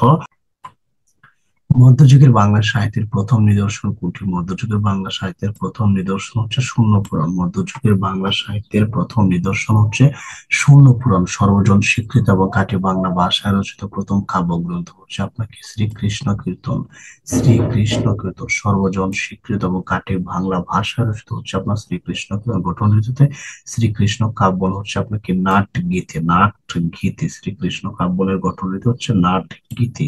শ্রীকৃষ্ণ কাব্যে রচিত হচ্ছে আপনাকে বড় চণ্ডীদাস। শ্রীকৃষ্ণ কাব্যে রচিত হচ্ছে বড় চণ্ডীদাস। মধ্যযুগের প্রথম কবি হচ্ছে কি বড় চণ্ডীদাস। মধ্যযুগের প্রথম কবি হচ্ছে বড় চণ্ডীদাস এবং মধ্যযুগের বাংলা সাহিত্যের প্রথম নিদর্শন হচ্ছে কি শ্রীকৃষ্ণ কীর্তন। মধ্যযুগের প্রথম কবি হচ্ছে আপনার কি আপনার বড় চণ্ডীদাস। বাংলা সাহিত্যের মধ্যযুগের প্রথম নিদর্শন শ্রীকৃষ্ণ কীর্তন। মধ্যযুগের শ্রেষ্ঠ নিদর্শন হচ্ছে শ্রীকৃষ্ণ কীর্তন। শ্রীকৃষ্ণ কীর্তন হচ্ছে সর্বজন স্বীকৃত ও খাঁটি বাংলা ভাষায় রচিত। এটি হচ্ছে নাট গীতি। খণ্ড হচ্ছে 13টি, পদ সংখ্যা হচ্ছে 418টি পদ রয়েছে আপনার শ্রীকৃষ্ণ কীর্তন গ্রন্থে। প্রকৃত নাম হচ্ছে আপনার বড়চণ্ডী দাসের হচ্ছে অনন্ত বড়ুয়া বা অনন্ত বড়া। মধ্যযুগের কবি অনন্ত বড়াই হচ্ছে আপনার হচ্ছে বড়চণ্ডী দাসের প্রকৃত নাম। পুঁথির নামকরণের কারণ হচ্ছে আপনার শ্রীকৃষ্ণ কীর্তনের প্রদত্ত নাম অনুসারে। শ্রীকৃষ্ণ কীর্তনের প্রদত্ত নাম অনুসারে ডক্টর রামেশ্বরের কাব্যকে অভিহিত করা হয়েছে শ্রীকৃষ্ণ ধামালি। ডক্টর রামেশ্বরের শ্রীকৃষ্ণ কীর্তনকে অভিহিত করা হয়েছে শ্রীকৃষ্ণ ধামালি। সম্পাদকের বক্তব্য ছিল পুঁথির অর্থের পণ্ডিতাংশ কবির দেশকালের কথা দূরে তার পুঁথির নাম পর্যন্ত পাওয়া যায় নাই।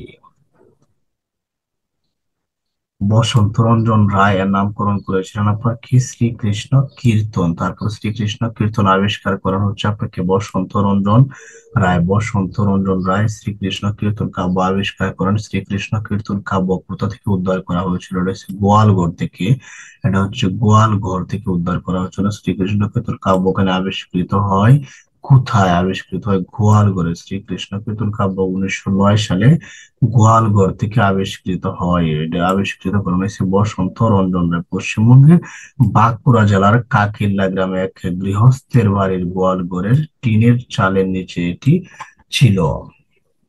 আর রয়েছে আপনার পশ্চিমবঙ্গে, ভারতের পশ্চিমবঙ্গের বাঁকুড়া জেলার কাকালিয়া গ্রামে এক গৃহস্থ বাড়ির গোয়াল ঘরে টিনের চালের নিচে উদ্ধার স্থানে রত্নে রক্ষিত ছিল। এই কাব্য বর্তমানে সংরক্ষিত আছে 243/1।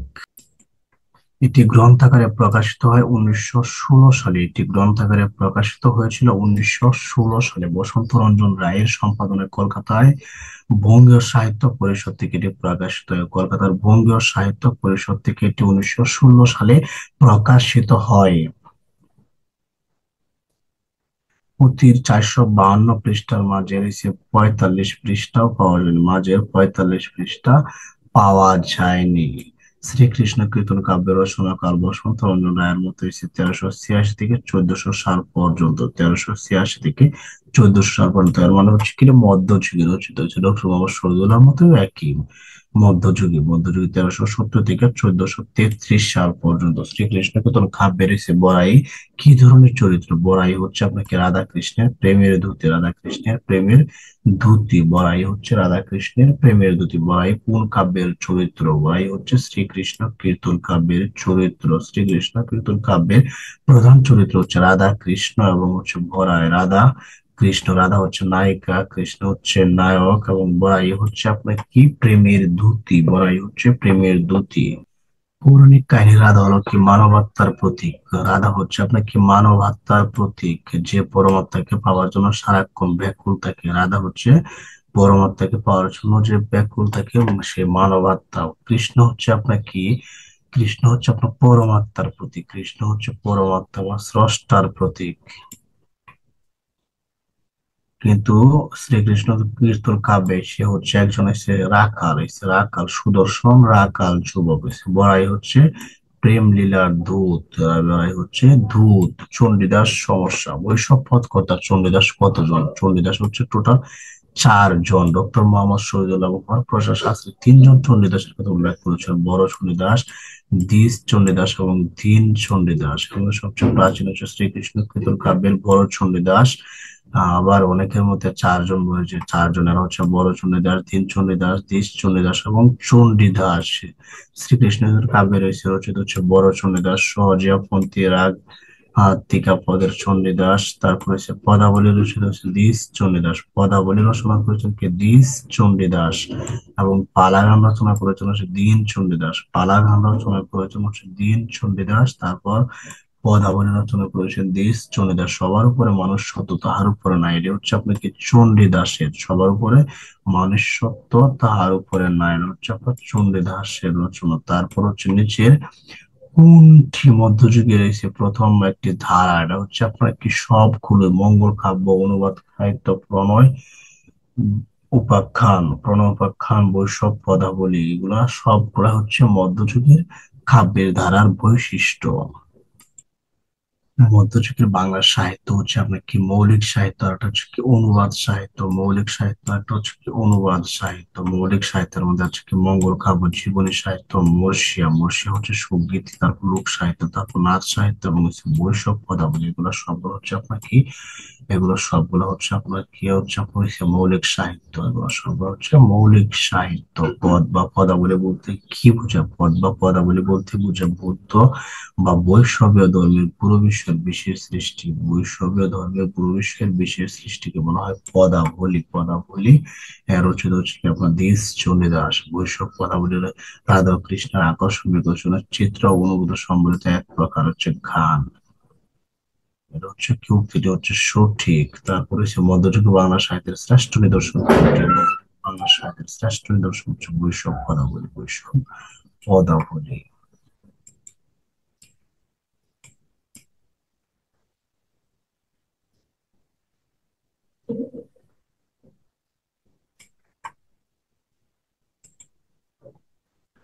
শৃঙ্গার রসকে বৈশব পদাবলিতে কি রস বলা হয়? শৃঙ্গার রসকে বলা হয় মধুর রস। মধুর রস। পদ বা পদাবলী হচ্ছে বৈষ্ণব ধর্মের এসে আপনার গুণ বিষয়ের সৃষ্টি। বৈষ্ণব পদাবলী হচ্ছে রাধা ও কৃষ্ণের আকর্ষণ বিকর্ষণের বিচিত্র অনুভূতি সম্বলিত এক প্রকার গান। বৈষ্ণব সাহিত্য তিন প্রকার, একটা হচ্ছে জীবন সাহিত্য, বৈষ্ণব শাস্ত্র, তারপর হচ্ছে আপনার একটা হচ্ছে পদাবলী, আর একটা হচ্ছে আপনার কি পদাবলী। মধ্যযুগে বাংলা সাহিত্যের শ্রেষ্ঠ নিদর্শন হচ্ছে আপনার কি ফসল হচ্ছে বৈষ্ণব পদাবলী। বৈষ্ণব আন্দোলনের প্রবক্তা হচ্ছে শ্রী চৈতন্যদেব। বৈষ্ণব আন্দোলনের প্রবক্তা হচ্ছে শ্রী চৈতন্যদেব। বৈষ্ণব পদাবলী বৈষ্ণব সমাজে মহাজন পদাবলী বা বৈষ্ণব পদ কর্তাগণ মহাজন নামে পরিচিত।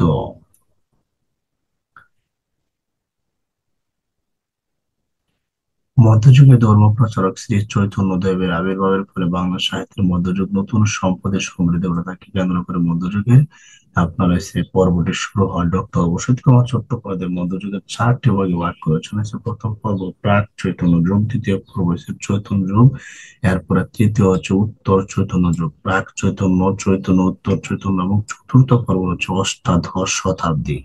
গীত গোবিন্দ কোন ভাষায় রচিত? গীত গোবিন্দ হচ্ছে আপনার কি সংস্কৃত ভাষায় রচিত। অলরেডি আমরা জানি সংস্কৃত ভাষায় রচিত।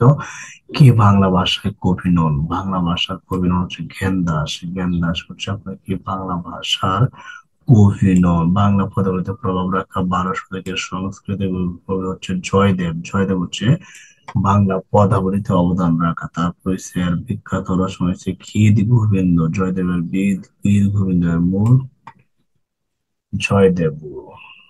উপজীব্য হচ্ছে কি রাধা কৃষ্ণের প্রেম লীলা। পদাবলীর প্রথম কবি কি? পদাবলী সাহিত্যের প্রথম কবি হচ্ছে আপনার কি বিদ্যাপতি। বিদ্যাপতি হচ্ছে পদাবলী সাহিত্যের প্রথম কবি। বিদ্যাপতি কোন ধারার কবি? বিদ্যাপতি হচ্ছে আপনার কি বৈষ্ণব পদাবলী ধারার কবি। বৈষ্ণব পদাবলী ধারার কবি। বিদ্যাপতি কোন ভাষায় পদাবলী লিখেছেন? বিদ্যাপতি হচ্ছে আপনার ব্রজফুলি ভাষায় রচনা করেছেন। ব্রজফুলি ভাষা হচ্ছে আপনার কি বাংলা ও মৈথিলি ভাষার একটি সংকর রূপ। বিদ্যাপতি মূলত কোন ভাষার কবি ছিলেন? বিদ্যাপতি মূলত মৈথিলি ভাষার কবি ছিলেন। বিদ্যাপতি ছিলেন মৈথিলি ভাষার কবি। তারপরে সে কোন কবির উপাধি? কবি কণ্ঠহার। কবি কণ্ঠহার হচ্ছে কি বিদ্যাপতির উপাধি হচ্ছে কি কবি কণ্ঠহার। বিদ্যাপতি কোন রাজসভার কবি ছিলেন? বিদ্যাপতি হচ্ছে মিথিলা রাজসভার কবি ছিলেন। মিথিলার ভাষা ছিল কি মৈথিলি ভাষা। বৈষ্ণব পদাবলীর অবাঙালি কবি কে? বৈষ্ণব পদাবলীর অবাঙালি কবি হচ্ছে কি বিদ্যাপতি। বিদ্যাপতি বাঙালি কবি ছিলেন না, তিনি মিথিলার কবি ছিলেন। ভরা ভাদর মাহ ভাদর শূন্য মন্দির মূর্তি লিখেছিলেন হচ্ছে কি বিদ্যাপতি রচনা করেছেন। এই বিদ্যাপতি পদাবলীর প্রথম কবি। মিথিলা কবি বিদ্যাপতি, তিনি পদাবলীর আদি রচয়িতা। পদাবলীর আদি রচয়িতা যদি প্রশ্ন করে তাহলে নাম হবে কি বিদ্যাপতি। তারপরে সে পদ রচনা করেছেন সে ব্রজভুলি ভাষা। তার উপাধি ছিল কবি কণ্ঠহার। তার উপাধি ছিল কবি কণ্ঠহার। বাঙালি না হয়েও বাংলা ভাষা, বাংলা কবিতা রচনা না করে বাংলা সাহিত্যে অবিস্মরণীয় নাম হচ্ছে আপনার কি বিদ্যাপতি। তিনি বাংলা ভাষা রচনা করেননি, কিন্তু সাহিত্যে অবিস্মরণীয় একটি নাম হচ্ছে বিদ্যাপতি। তাকে বলা হয়ে থাকে আপনার সে মৈথিলি কোকিল নামে, এবং অভিনব জয়দেব নামেও তাকে সম্বোধিত করা হয়ে থাকে।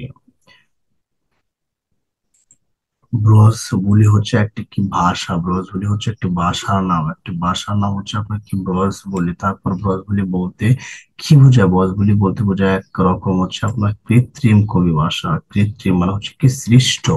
ব্রজবুলি ভাষাটা হচ্ছে আপনার আসলে সৃষ্ট। বৈষ্ণব পদাবলী সঙ্গে কোন ভাষা সম্পর্কিত? বৈষ্ণব পদাবলীর সঙ্গে সম্পর্কিত ভাষা হচ্ছে আপনার কি ব্রজবুলি ভাষা। বাংলা ও মৈথিলি ভাষার সমন্বয়ে যে ভাষা সৃষ্টি হয়েছে তার নাম হচ্ছে কি ব্রজবুলি ভাষা। এই ভাষা সৃষ্টি হচ্ছে বাংলা ও মৈথিলি ভাষার সমন্বয়। ব্রজবুলি ভাষায় কি? ব্রজবুলি হচ্ছে আপনার মৈথিলি ও বাংলা মিশ্র বা সংকর ভাষা। ব্রজবুলির কোন স্থানের ভাষা? ব্রজবুলি হচ্ছে আপনার এসে মিথিলার ভাষা। ব্রজবুলি কোন কবি পদাবলী রচনা করেছেন? ব্রজবুলি রচনা করেছেন কি বিদ্যাপতি। ব্রজবুলির প্রবর্তক ও বিদ্যাপতি। ব্রজবুলির প্রবর্তক মানে স্রষ্টা হচ্ছে বিদ্যাপতি। কোন কবি? বাঙালি লেখক। বাংলা সাহিত্যে স্থান দখল করে আছেন আর হচ্ছে আপনার কি বিদ্যাপতি হবে। বিদ্যাপতি বাংলা ভাষা রচনা করেননি, কিন্তু স্থান দখল করে আছেন। সে আপনার বিদ্যাপতি কোন ভাষায় পদ রচনা করেন? বিদ্যাপতি ব্রজবুলি ভাষায় পদ রচনা করেন। কবি যশোদাস খান বৈষ্ণব উম, পদ এসে রচনা করেন কোন ভাষায়? বৈষ্ণব পদ রচনা করেন কেমন? ব্রজবুলি ভাষায় কবি যশোরাজ খান এসে ব্রজবুলি ভাষায় রচনা করেন। তারপর ব্রজবুলি উচ্চারিত মৈথিলি বাংলা মিশ্রিত ভাষা। তারপর হচ্ছে যশোরাজ খান 16 শতকের কবি। যশোরাজ খান 16 শতকের কবি বৈষ্ণব পদ রচনা করেন কিন্তু ব্রজবুলি ভাষায়। তিনি শ্রীমঙ্গল কাব্য রচনা করে যশোরস খান উপাধি লাভ করেন। তিনি শ্রীমঙ্গল কাব্য রচনা করে উপাধি লাভ করেছিলেন। এই উপাধি লাভ করেছিলেন। বাংলা ভাষা বৈষ্ণব পদাবলী আদির রচিত কি? বাংলা ভাষা বৈষ্ণব পদাবলীর আদি রচিত হচ্ছে চণ্ডীদাস। বৈষ্ণব পদাবলীর আদি রচিত হচ্ছে কি? পদাবলী আদি রচিত হচ্ছে বিদ্যাপতি, কিন্তু বাংলা ভাষায় বৈষ্ণব পদাবলীর আদি রচিত হচ্ছে আপনাকে চণ্ডীদাস। সবার উপরে মানুষ সত্য তাহার উপরে নয় উক্তি করেছিলেন চণ্ডীদাস। সবার উপরে মানুষ সত্য তাহার উপরে নয়। সই কে শুনাইলো শ্যামনাম পদটি রচিত হচ্ছে কি? চণ্ডীদাস। সই কে শুনাইলো শ্যামনাম। সই কেমনে ধরিব হিয়া, আমার বধূ আনবাই যায় আমার আঙিনা দিয়া। এটা হচ্ছে আপনাকে চণ্ডীদাসের রচনা। এটা হচ্ছে চণ্ডীদাসের রচনা।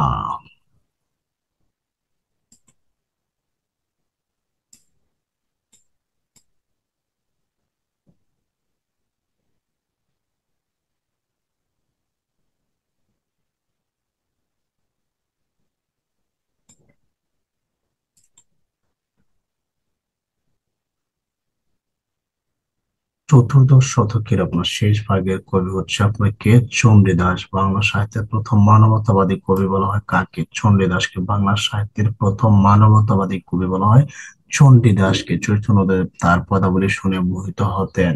চৈতন্যদেব এসে সুখের লাগিয়া ঘোর বাঁধিনু অনলে পুরিয়া গেল। অনলে পুরিয়া গেল হচ্ছে জ্ঞান দাস। সুখের লাগিয়া এগোর বাঁধিনু, জ্ঞান দাসের কাজ হচ্ছে জ্ঞান দেওয়া। সুখের লাগিয়া এগোর বাঁধিনু অনলে পুরিয়া চায় কাকে? বিদ্যাপতির ভাষা শিষ্য বলা হয়। ভাষা শিষ্য বলা হয় গোবিন্দচন্দ্র দাসকে। গোবিন্দচন্দ্র দাসকে আপনার বিদ্যাপতি রয়েছে ভাষা শিষ্য বলা হয়। ভাষা শিষ্য বলা হয়। নিচে কোন বাংলা ভাষার কবি? বাংলা ভাষার কবি হচ্ছে আপনাকে জ্ঞান দাস। বা জ্ঞান দাস হচ্ছে কি বাংলা ভাষার কবি? জ্ঞান দাস হচ্ছে বাংলা ভাষার কবি। তারপর হচ্ছে আপনার জ্ঞান দাস 16 শতকের কবি। চণ্ডীদাসের ভাষা শীর্ষস্থান হচ্ছে আপনার জ্ঞান দাস। চণ্ডীদাসের ভাষা শীর্ষস্থান হচ্ছে জ্ঞান দাস।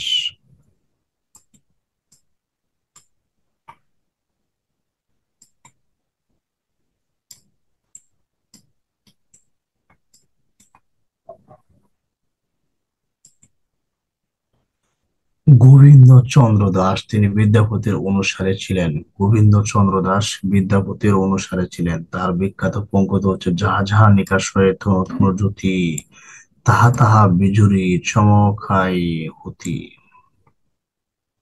পদাবলীর মুসলিম পদকর্তা হচ্ছে আপনাকে শেখ কবির। শেখ কবির, আফজাল শেখ, ফয়জুল্লাহ, তারপর হচ্ছে সৈয়দ মুর্তজা, কবির শেখ, আব্দুল ওয়াহিদ, শেখ জালাল, তারপর হচ্ছে আপনার কি করম আলী, সৈয়দ সুলতান আলাউল আকবর।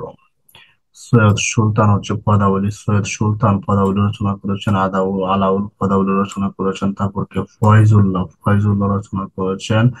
তারপর আব্দুল ওয়াহিদ রচনা করেছেন এবং আপনার শেখ কবির রচনা করেছেন পদাবলী। তারা ছিলেন মুসলমান।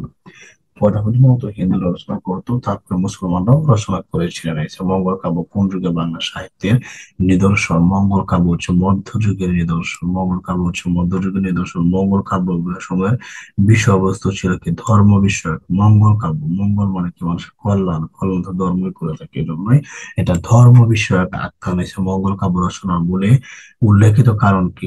উল্লেখিত কারণ হচ্ছে স্বপ্নদেবী কর্তৃক এসে আদেশ লাভ। মঙ্গল কাব্য রচনার কারণ হচ্ছে স্বপ্নদেবী কর্তৃক আদেশ লাভ।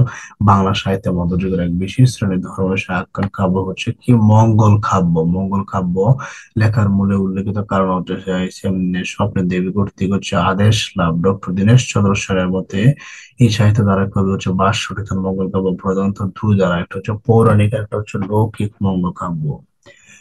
মঙ্গল কাব্য হচ্ছে দুই ধারায়, দুই ধারা বিভক্ত। একটা হচ্ছে পৌরাণিক, একটা হচ্ছে কি আপনার লৌকিক। একটা হচ্ছে পৌরাণিক, একটা হচ্ছে লৌকিক। মঙ্গল কাব্য কোন দুই দেবতার প্রাধান্য বেশি? এটা হচ্ছে মনসা ও চণ্ডী দেবতার প্রাধান্য বেশি। মঙ্গল কাব্যে মনসা ও চণ্ডী দেবতার প্রাধান্য বেশি। কোন মঙ্গল কাব্য কয়টি অংশে বিভক্ত? মঙ্গল কাব্য হচ্ছে আপনার পাঁচটি অংশে বিভক্ত। কোন মঙ্গল কাব্য পাঁচটি অংশে বিভক্ত?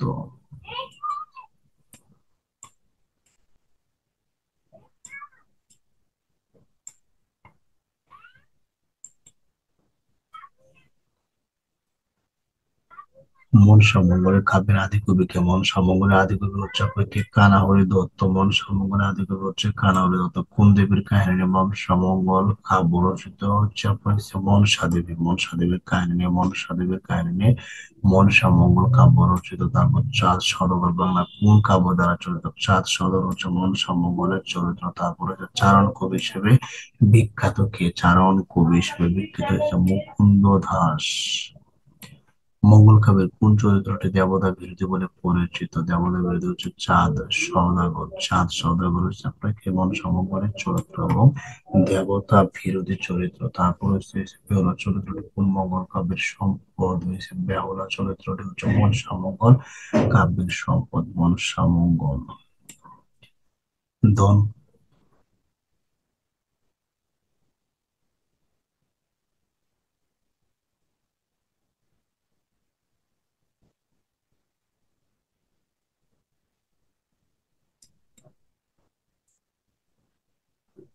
দলপতি সওদাগর হচ্ছে কোন নগরের অধিবাসী ছিলেন? হচ্ছে আপনার কি উজানি নগরের অধিবাসী ছিলেন। আদিকবি হচ্ছে কানাহরি দত্ত।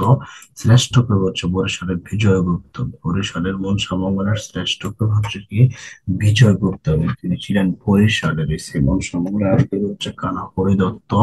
অন্যতম কবি হচ্ছে নারায়ণ দেব। চরিত্র হচ্ছে চাঁদ সওদাগর, বেহুলা লক্ষিন্দর, সনকা। বেহুলা লক্ষিন্দর, সংখ্যা, এগুলো হচ্ছে কি আপনার এর চরিত্র। এগুলো হচ্ছে আপনার এর চরিত্র। এগুলো হচ্ছে আপনার এর চরিত্র।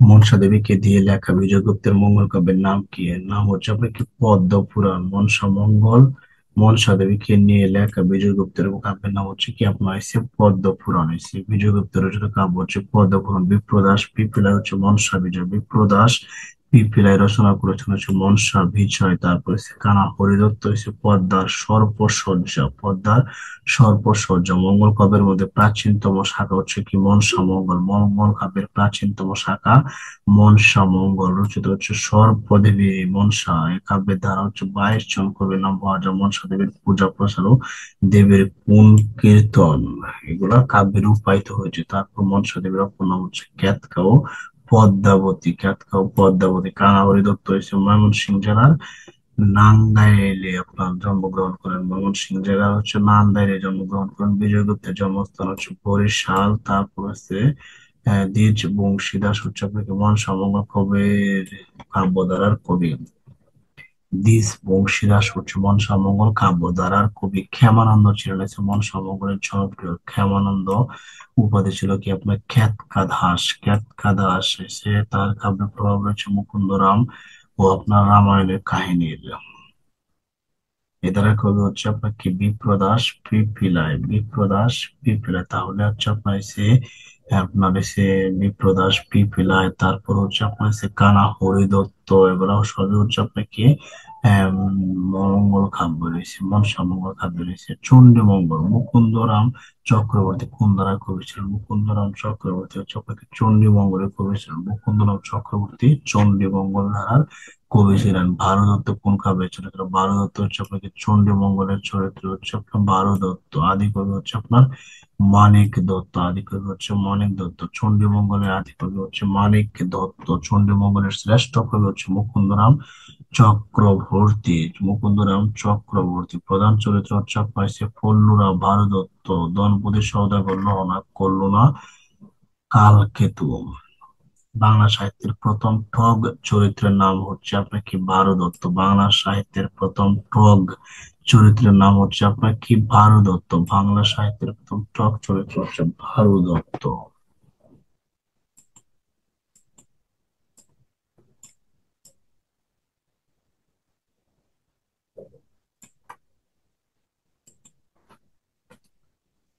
চণ্ডীমঙ্গল কাব্যের চণ্ডী কার স্ত্রী? চণ্ডীমঙ্গল কাব্যের চণ্ডী হচ্ছে আপনার শিবের স্ত্রী। চণ্ডী হচ্ছে একটি মেয়ে, মেয়ে হচ্ছে আবার শিবের স্ত্রী। তারপরে হচ্ছে চণ্ডীমঙ্গল কাব্যের চণ্ডী হচ্ছে শিবের স্ত্রী। মধ্যযুগের মানব রসের প্রথম ও একমাত্র স্রষ্টা। সবচেয়ে জনপ্রিয় মুখোদরাম জন্মগ্রহণ করেন হচ্ছে বর্ধমান জেলায়। বর্ধমান জেলা মুখোদরাম চরিত্রকে বলা হয় কবি কঙ্কন উপাধি দেওয়া হয়। কবি কঙ্কন উপাধি দেওয়ার স্বভাব কবি বলা হয় যে গোবিন্দচন্দ্র দাসকে। গোবিন্দচন্দ্র দাসকে বলা হয় কি স্বভাব কবি। চণ্ডীমঙ্গলের স্বভাব কবি হচ্ছে দ্বিজ মাধব। চণ্ডীমঙ্গলের স্বভাব কবি হচ্ছে দ্বিজ মাধব। এছাড়া স্বভাব কবি বলা হয় গোবিন্দচন্দ্র দাসকে। তো চন্দ্রমঙ্গলের ক্ষেত্রে হলে সভাপতি হয় আপনার হচ্ছে দিস মাধবকে। তারপর হচ্ছে ধর্মমঙ্গল কোন কবি? ধর্মমঙ্গল কাব্যের প্রণেতা। ধর্মমঙ্গল কাব্যের প্রণেতা হচ্ছে আপনাকে রূপনাম চক্রবর্তী। আদি কবি হচ্ছে ময়ূর ভট্ট। ধর্মমঙ্গলের আদি কবি হচ্ছে ময়ূর ভট্ট। শ্রেষ্ঠ কবি হচ্ছে আপনার হচ্ছে কি গণরাম চক্রবর্তী। ধর্মমঙ্গল রচনা করেন হচ্ছে আপনার কি রূপরাম চক্রবর্তী, এবং আদি কবি হচ্ছে ময়ূর ভট্ট, আর হচ্ছে শ্রেষ্ঠ কবি হচ্ছে ঘনরাম চক্রবর্তী। ঘনরাম চক্রবর্তী ছিলেন অষ্টাদশ শতকের শ্রেষ্ঠ কবি। অষ্টাদশ শতকের শ্রেষ্ঠ কবি হচ্ছে আপনার ঘনরাম চক্রবর্তী। কোন কবির মৃত্যুর মাধ্যমে বাংলা সাহিত্যে আধুনিক ও মধ্যযুগের অবসান ঘটে? মধ্যযুগের অবসান ঘটে ভারতচন্দ্র রায়গুণাকারের মৃত্যুর পর মধ্যযুগের অবসান ঘটেছে। আমার সন্তান যেন তাকে দূরবর্তী। এই মূল্যবান জনটি হচ্ছে আপনাকে ঈশ্বরী পাটনি। ঈশ্বরী পাটনি ভারতচন্দ্র রচিত ঈশ্বরী পাটনি মধ্যযুগের বাংলা সাহিত্যের শ্রেষ্ঠ চরিত্র হচ্ছে আপনাকে ভারতচন্দ্র। শ্রেষ্ঠ কবি হচ্ছে ভারতচন্দ্র। মধ্যযুগের বাংলা সাহিত্যের শ্রেষ্ঠ কবি হচ্ছে ভারতচন্দ্র। অন্নদা মঙ্গলকের গুরুত্বপূর্ণ তত্ত্ব হচ্ছে আপনার প্রধান কবি হচ্ছে ভারতচন্দ্র। ভারতচন্দ্র ছিলেন মধ্যযুগের মঙ্গল যুগের সর্বশেষ প্রধান এবং শ্রেষ্ঠ কবি। ভারতচন্দ্র ছিলেন হচ্ছে মধ্যযুগের মঙ্গল যুগের হচ্ছে শ্রেষ্ঠ কবি এবং হচ্ছে বাংলা সাহিত্যের প্রথম নাগরিক কবি। ভারতচন্দ্র ছিলেন হচ্ছে প্রথম নাগরিক কবি। নাগরিক কবি। তার প্রধান চরিত্রগুলো ছিল ঈশ্বরী পাটনি, হীরালাল, মালিনী। হীরা মালিনী, ঈশ্বরী পাটনি এবং হীরা মালিনী। ভারতচন্দ্র রায়গুণাকার কোন রাজসভার কবি ছিলেন? ভারতচন্দ্র রায়গুণাকার ছিলেন হচ্ছে কৃষ্ণনগর রাজসভার কবি। কৃষ্ণনগর রাজসভার কবি ছিলেন তিনি।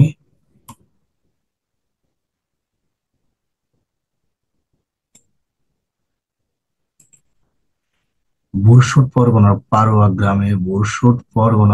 গ্রামে জন্মগ্রহণ করেন হচ্ছে আপনাকে ভারতচন্দ্র রায়গুণাকার। ভারতচন্দ্র রায়গুণাকার জন্মগ্রহণ করেন হচ্ছে বুরসুট পরগনার পারোয়া গ্রামে। মধ্যযুগের শেষ কবি ভারতচন্দ্র রায়গুণাকার কত সালে মৃত্যুবরণ করেন? 1760 সালে মৃত্যুবরণ করেন ভারতচন্দ্র। 1760 সালে মৃত্যুবরণ করেন। ভারতচন্দ্রকে রায়গুণাকার উপাধি দিয়েছিলেন কি? রায়গুণাকার হচ্ছে কৃষ্ণচন্দ্র।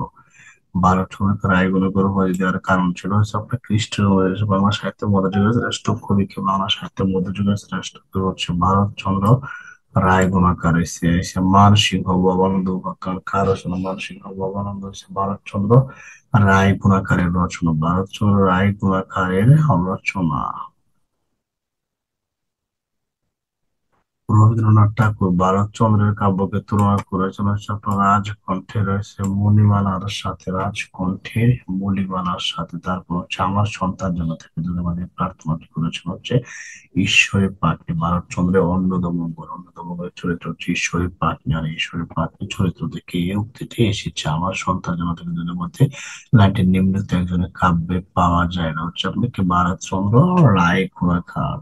আমার সন্তান যেন তাকে দুধে ভাতে বাংলা সাহিত্যের কোন কাব্যে এক বাঙালির প্রাপ্তি ধ্বনিত হয়েছে? ওটা হচ্ছে আপনি কি অন্নদামঙ্গল কাব্যে। বড়র পিড়িতে বালির ভাত কনে হাতে ধরি কনেকে চাঁদ চরণ দুটি কার রচনাটা হচ্ছে ভারতচন্দ্র রায় গুণাকার। নগর পুরিলে দেওয়া বলয় কে রায় মন্ত্রের সাধন কিংবা শরীর পাতন। বড়র পিড়িতে বালির ভাত কনেকে কনে হাতে ধরি কনেকে চাঁদ। এটি হচ্ছে ভারতচন্দ্রের রচনা। তারপর হচ্ছে কি আপনার কালিকা মঙ্গল। কালিকা মঙ্গল শাক্ত পদাবলীর জন্য বিখ্যাত হচ্ছে আপনার কি রামপ্রসাদ সেন। শাক্ত পদাবলীর জন্য বিখ্যাত হচ্ছে রামপ্রসাদ সেন। পাঁচশালী হিসেবে সর্বাধিক খ্যাতি ছিল কার? হচ্ছে আপনার হচ্ছে দাশরথী। পাঁচালীকার হিসেবে সর্বাধিক খ্যাতি ছিল হচ্ছে আপনার দাশরথী রায়ের। দাশরথী রায়ের। কালিকা মঙ্গল কাব্যের এসে আদি কবি হচ্ছে কি কবি খঙ্কর। সাবির খান লিখেছেন বিদ্যা সুন্দর। বিদ্যা সুন্দর কাব্য। সাবির খানের কাব্য হচ্ছে কি বিদ্যা সুন্দর। সুন্দর কাব্য বাংলা সাহিত্যের সাহিত্যকৃতি দ্বারা প্রভাবিত হচ্ছে রামপ্রসাদ শ্যাম। মঙ্গল কাব্যের কবি নন কে? মঙ্গল কাব্যের কবি নন দাশগুপ্ত। তারপরে হচ্ছে মঙ্গল কাব্যের রচয়িতা নন হচ্ছে আপনার কে? হচ্ছে বড় চণ্ডীদাস। বড় চণ্ডীদাস শ্রীকৃষ্ণ কীর্তন কাব্য রচনা করেছেন। মঙ্গল কাব্যের রচয়িতা নন হচ্ছে আপনার কে? বড় চণ্ডীদাস। কোনটি হচ্ছে আধুনিক যুগের কাব্য? ওটা হচ্ছে আপনাকে সারদা মঙ্গল। কোনটি আধুনিক যুগের কাব্য? ওটা হচ্ছে সারদা মঙ্গল। জীবনী সাহিত্য বায়োগ্রাফি শব্দটির অর্থ হচ্ছে আপনার কি? খরচা। বায়োগ্রাফি শব্দটির অর্থ হচ্ছে আপনার খরচা।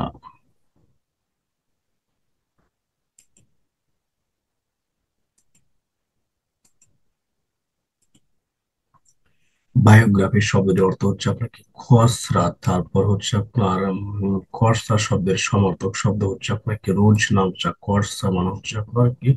রোজ নামচা। জীবনী কাব্য রচনার জন্য বিখ্যাত হচ্ছে আপনার কি? বৃন্দাবন দাস। জীবনী কাব্যের জন্য বিখ্যাত হচ্ছে আপনার কি? বৃন্দাবন দাস। বাংলা ভাষায় শ্রী চৈতন্য দেবের জীবনী ভিত্তিক প্রথম কাহিনী কাব্য কে রচনা করেন? বৃন্দাবন দাস। প্রথম কাহিনী কাব্য রচনা করেন হচ্ছে বৃন্দাবন দাস। বাংলায় চৈতন্যদেবের দ্বিতীয় জীবনী গ্রন্থ হচ্ছে আপনাকে লোচন দাসের হচ্ছে আপনার চৈতন্য মঙ্গল। লোচন দাসের চৈতন্য মঙ্গল। চৈতন্য মঙ্গল এর রচিত হচ্ছে আপনাকে লোচন দাস। চৈতন্য মঙ্গল এর রচিত হচ্ছে আপনাকে লোচন দাস।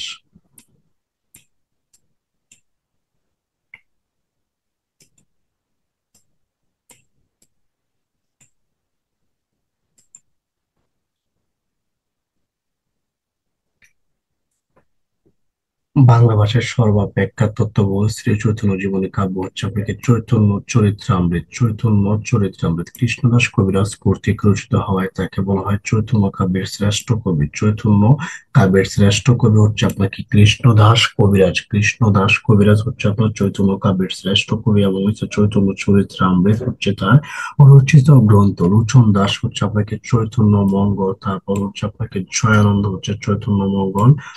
চৈতন্য মঙ্গলের রচিত হচ্ছে জয়ানন্দ। লোচন দাস। তারপর হচ্ছে আপনাকে গোবিন্দ দাসের হচ্ছে আপনাকে খরসা। গোবিন্দ দাসের হচ্ছে আপনার খরসা। কৃষ্ণদাস কবিরাজের হচ্ছে আপনার চৈতন্য চরিত্রামৃত। কৃষ্ণদাস কবিরাজের হচ্ছে চৈতন্য চরিত্রামৃত এবং তিনি হচ্ছেন আপনাকে চৈতন্য কাব্যের শ্রেষ্ঠ কবি। বৃন্দাবন দাসের হচ্ছে আপনাকে চৈতন্য ভগবত। হরিচরণ দাস হচ্ছে অদ্বৈত মঙ্গল। মধ্যযুগের বাংলা সাহিত্যে এসে কোন ধর্ম প্রচারকের প্রভাব অপরিসীম?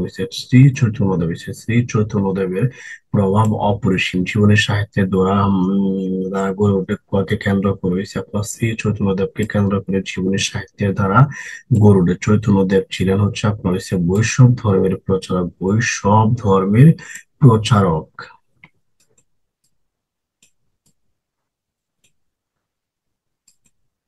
মর্ষিয়া সাহিত্য। মর্ষিয়া কি? মর্ষিয়া হচ্ছে আপনাকে সুখ গীতি। মর্ষিয়া হচ্ছে আপনার সুখ গীতি। মর্ষিয়া শব্দের উৎপত্তি কোন ভাষা থেকে? মর্ষিয়া হচ্ছে একটি আরবি ভাষা। Arabic word.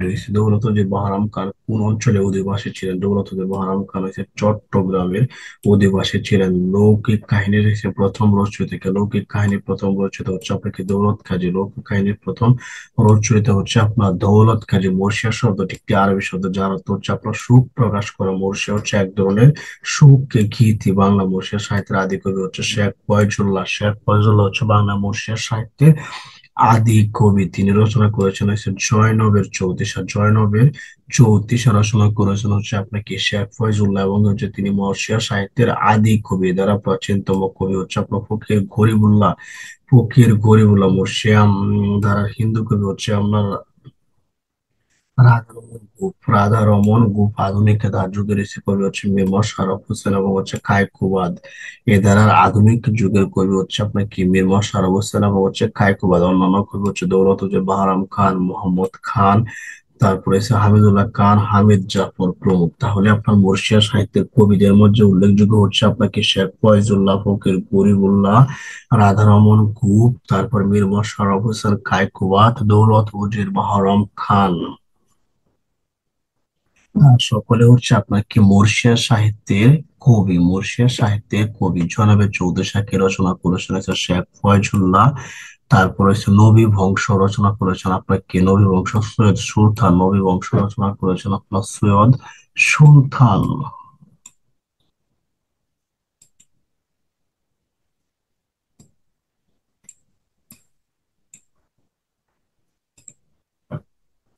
নবী বংশ পুস্তকটি কে রচনা করেছেন? এটা রচনা করেছেন হচ্ছে সৈয়দ সুলতান। তারপর হচ্ছে কাশ্মীর লড়াই গ্রন্থটি রচিত কি? কাশ্মীর লড়াই হচ্ছে আপনার কি শের রাজ। কাশ্মীর লড়াই গ্রন্থটি রচিত হচ্ছে আপনার শের রাজ।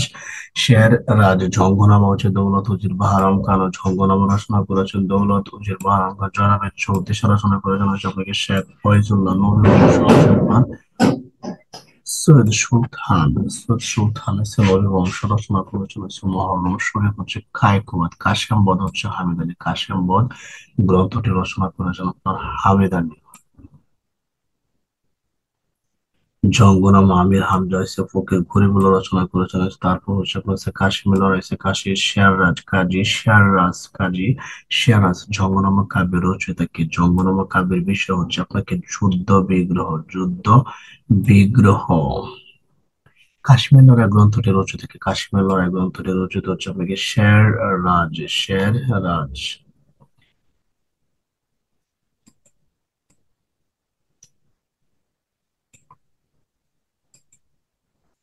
নাথ সাহিত্য গোরক্ষ বিজয় কাব্য কোন ধর্মমতের কাহিনী অবলম্বনে লেখা রয়েছে? আপনার কি নাথ ধর্ম। গোরক্ষ বিজয় হচ্ছে নাথ ধর্ম। নাথ ধর্ম। নাথ ধর্মের ঐতিহাসিক যুগ হিসেবে বিবেচিত দশম এবং একাদশ শতক মানে হচ্ছে কি মধ্যযুগ। উম, প্রাচীন যুগ। প্রাচীন যুগ এটা হচ্ছে আপনার কি প্রাচীন যুগ। তারপরে হচ্ছে নাথ সাহিত্য প্রকৃত প্রচলিত গীতিকা বা ব্যালাড হিসেবে নাথ সাহিত্য ব্যালাড হিসেবে পরিচিত। তারপর হচ্ছে আপনার হচ্ছে নাথ সাহিত্য হচ্ছে দুই প্রকার। একটা হচ্ছে মিন্না, তার একটা হচ্ছে আপনার কি রাজা গোপীচন্দ্রের সন্ন্যাস। তারপর হচ্ছে জর্জ আব্রাহাম গ্রিয়ারসন হলেন একজন হচ্ছে আপনার ভাষা বিজ্ঞানী। জর্জ আব্রাহাম গ্রিয়ারসন একজন ভাষা বিজ্ঞানী। মধ্যযুগের কবি শুকুর মোহাম্মদ কোন জেলায় অধিবাসী ছিল? শুকুর মোহাম্মদ হচ্ছে রাজশাহী এর অধিবাসী ছিলেন। হচ্ছে গোপীচন্দ্রের সন্ন্যাসখ্যাত মধ্যযুগের কবির বাড়ি রাজশাহী রয়েছে আপনার হচ্ছে সিন্দুর কুসুম গ্রামে। সিন্দুর কুসুম গ্রামে। মুসলমান হয়েও নাথ সাহিত্য রচনা করেছেন হচ্ছে শেখ ফয়জুল্লাহ। মুসলমান হয়েও নাথ সাহিত্য রচনা করেছেন শেখ ফয়জুল্লাহ। তিনি ছিলেন নাথ সাহিত্যের আদি এবং প্রধান কবি। শেখ ফয়জুল্লাহ হচ্ছে নাথ সাহিত্যের আদি এবং প্রধান কবি। তার কাব্যটির আবিষ্কার করেন হচ্ছে আব্দুল করিম সাহিত্য বিশারদ। তারপর হচ্ছে জর্জ গ্রিয়ারসন হচ্ছে রংপুর থেকে আপনার হচ্ছে সংগৃহীত একটি গীতিকা হচ্ছে মানিক চন্দ্র রাজার গান। মানিক চন্দ্র রাজার গান এটি রচনা করেছেন হচ্ছে আপনার সংগ্রহ করেছেন জর্জ গ্রিয়ারসন। শেখ ফয়জুল্লাহ হচ্ছে আপনার কি গোরক্ষ বিজয়। শেখ ফয়জুল্লাহ গোরক্ষ বিজয়। আর গোরক্ষ বিজয় হচ্ছে আপনার কি নাথ সাহিত্য। তারপর ভীমসেন রায় হচ্ছে গোরক্ষ বিজয়। তারপর হচ্ছে ভবানী দাস হচ্ছে ময়নামতের গান। শুকুর মোহাম্মদ হচ্ছে গোপীচন্দ্রের সন্ন্যাস। শুকুর মোহাম্মদের গোপীচন্দ্রের সন্ন্যাস। নাগ সাহিত্যের আরো একজন কবি হচ্ছে আপনার কি শ্যাম দাস। শ্যাম দাস। লোক সাহিত্য কি? লোক সাহিত্য হচ্ছে আপনার লোকের মুখে মুখে প্রচলিত কাহিনী, গান চড়াই ইত্যাদি। কাহিনী, গান চড়াই এগুলো হচ্ছে আপনার কি লোক সাহিত্য।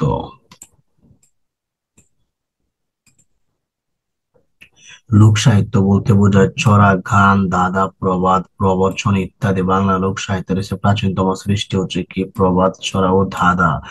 তরজা হলো আপনার কি? তরজা হলো কবিগান জাতীয় হয়েছে লোকসঙ্গীত। হচ্ছে কবিগান জাতীয় লোকসঙ্গীত এগুলোকে বলা হয় তরজা। তারপর হচ্ছে তরজা। লোক সাহিত্য। লোক সাহিত্য কি আপনার ছড়া, তারপরে হচ্ছে ধাঁধা, তারপরে হচ্ছে প্রবাদ, তারপরে হচ্ছে লোকগীত, তারপরে হচ্ছে কথা, তারপরে হচ্ছে গীতিকা, রূপকথা, তারপরে হচ্ছে উপকথা, ব্রত কথা। নাথ সাহিত্য, ময়নামতি, ময়মনসিংহ গীতিকা, পূর্ববঙ্গ গীতিকা এগুলো সবগুলো হচ্ছে আপনার লোক সাহিত্য। এগুলো সবগুলো হচ্ছে আপনার কি লোক সাহিত্য।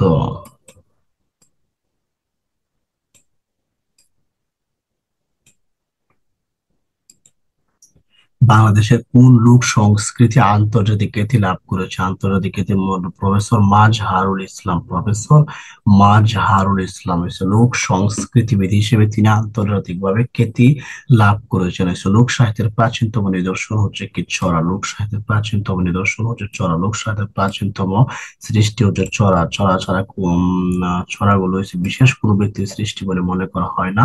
এর পেছনে সামষ্টিক প্রভাব হয়েছে, মনের প্রভাব কার্যকর হয়েছে। ছড়ার ছন্দ বাংলা কবিতার প্রাচীনতম ছন্দ। ছড়ার ছন্দ হচ্ছে বাংলা কবিতার প্রাচীনতম ছন্দ।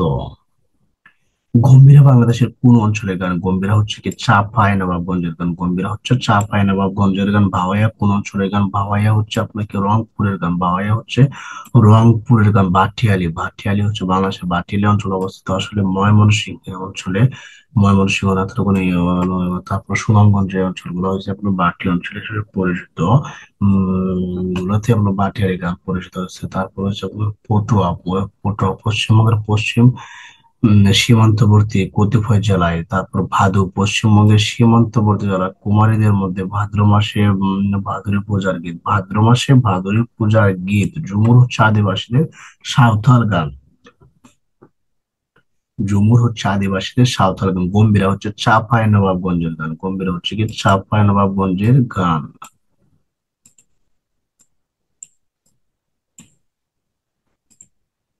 ভাওয়াইয়া, ভাওয়াইয়া হচ্ছে রংপুরের গান। ভাওয়াইয়া হচ্ছে রংপুর অঞ্চলের গান। ভাওয়াইয়া হচ্ছে রংপুর অঞ্চলের গান। তারপর হচ্ছে জারি গান। জারি গান হচ্ছে আপনার হচ্ছে কারবালার শোকাবহ ঘটনা। জারি গান। বাটিয়ালি গান। বাটিয়ালি গান তো ময়মনসিংহে। ব্যালাড, গীতিকা। গীতিকা মানে হচ্ছে আপনার কি ব্যালাড, ব্যালাড। তারপরে হচ্ছে এক শ্রেণীর হচ্ছে আখ্যানমূলক লোকগীতি বাংলা সাহিত্যে গীতিকা নামে পরিচিত। ফরাসি ব্যালেট বা নৃত্য শব্দ থেকে এসে ব্যালাড হচ্ছে আখ্যানমূলক হচ্ছে লোক সঙ্গীতকে বোঝায়। ব্যালাড বলতে আখ্যানমূলক লোক সঙ্গীতকে বোঝানো হয়ে থাকে ব্যালাড। ব্যালাড। তারপরে হচ্ছে উল্লেখিত কোন রচনাটি পুঁথি সাহিত্যের অন্তর্গত নয়?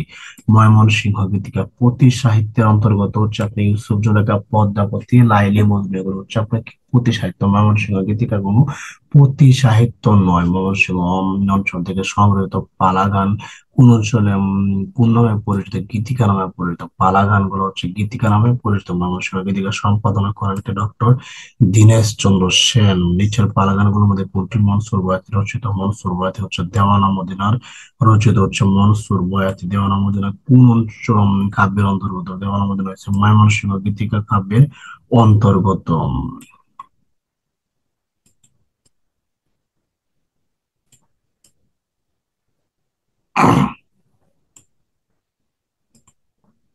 ময়মনসিংহ গীতিকা নয় হচ্ছে আপনার কি ভেলুয়া। ময়মনসিংহ গীতিকার অন্তর্ভুক্ত নয় ভেলুয়া। ময়মনসিংহ গীতিকার অন্তর্ভুক্ত হচ্ছে আপনার মহুয়া, মলুয়া, তারপর চন্দ্রাবতী। তিনটা হচ্ছে কি ময়মনসিংহ গীতিকার অন্তর্ভুক্ত, এবং অন্তর্ভুক্ত নয় হচ্ছে আপনার কি ভেলুয়া। ময়মনসিংহ গীতিকায় মহুয়া পালা রচিত থেকে। মহুয়া পালা রচিত হচ্ছে আপনার দেশ কানায়। মহুয়া পালা রচিত হচ্ছে আপনার দেশ কানায়। কোনটি? ময়মনসিংহ গীতিকার উপাখ্যান। উপাখ্যান হচ্ছে কি জয়চন্দ্র চন্দ্রাবতী। জয়চন্দ্র চন্দ্রাবতী মধ্যে ময়মনসিংহ গীতিকার উপাখ্যান হচ্ছে জয়চন্দ্র চন্দ্রাবতী।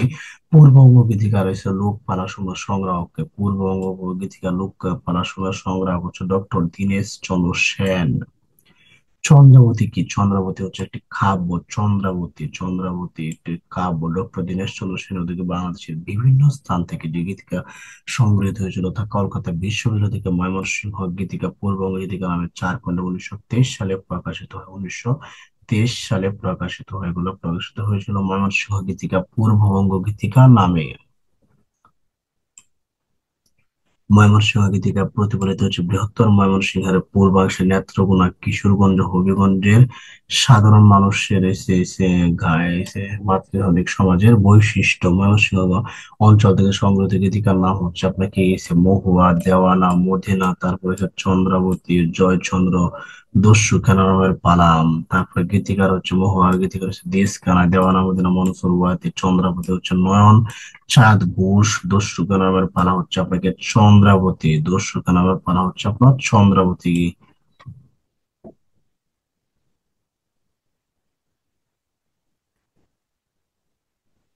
মলুয়া, মলুয়া রচিত হচ্ছে আপনাকে চন্দ্রাবতী। দেওয়ানা ভাবনা হচ্ছে অজ্ঞাত গুলা জানা জানি নাম। রূপবতী, কাজল রেখা, কাজল রেখা এগুলোর নামও জানা যায়নি। কাজল রেখা হচ্ছে একটা গীতিকার নাম, এগুলোর নামও জানা যায়নি। ময়মনসিংহ গীতিকা অনুদিত হয়েছে বিশ্বের 23টি ভাষায়। এটি পরিবর্তনশীল, এটি ধীরে ধীরে বাড়তেছে। 23টি ভাষা। কলকাতা বিশ্ববিদ্যালয়ের অধ্যাপক ডক্টর দীনেশচন্দ্র সেন ময়মনসিংহ গীতি ও পালাগুলো সংগ্রহের জন্য হচ্ছে সংগ্রাহক হিসেবে নিয়োজিত করা হয়েছে। বর্তমানে নেত্রকোনা জেলা রয়েছে আয়তন গ্রামের অধিবাসী চন্দ্রকুমার দাকে। চন্দ্রকুমার দে হচ্ছে আপনার কি নেত্রকোনা জেলার আইথর গ্রামের অধিবাসী।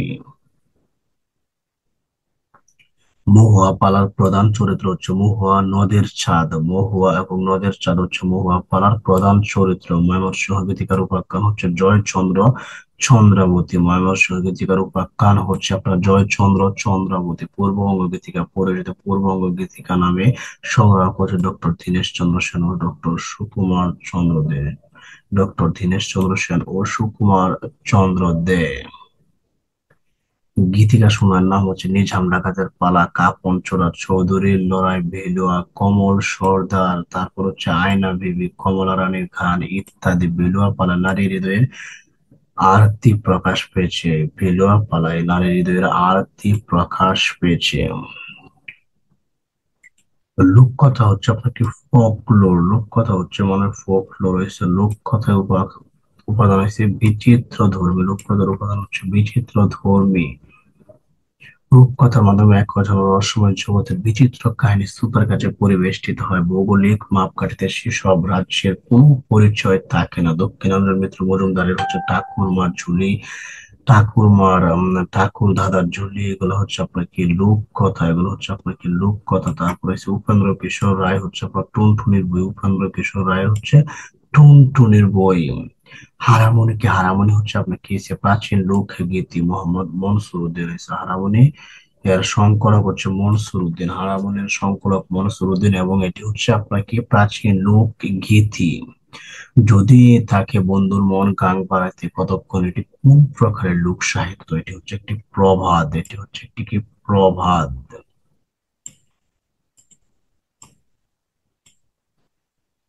দাদা বন থেকে বেরোলোটি সোনার টুপোর মাথায় দিয়ে, এটা হচ্ছে আপনাকে একটা ধাঁধার উদাহরণ। এটা হচ্ছে একটা ধাঁধার উদাহরণ।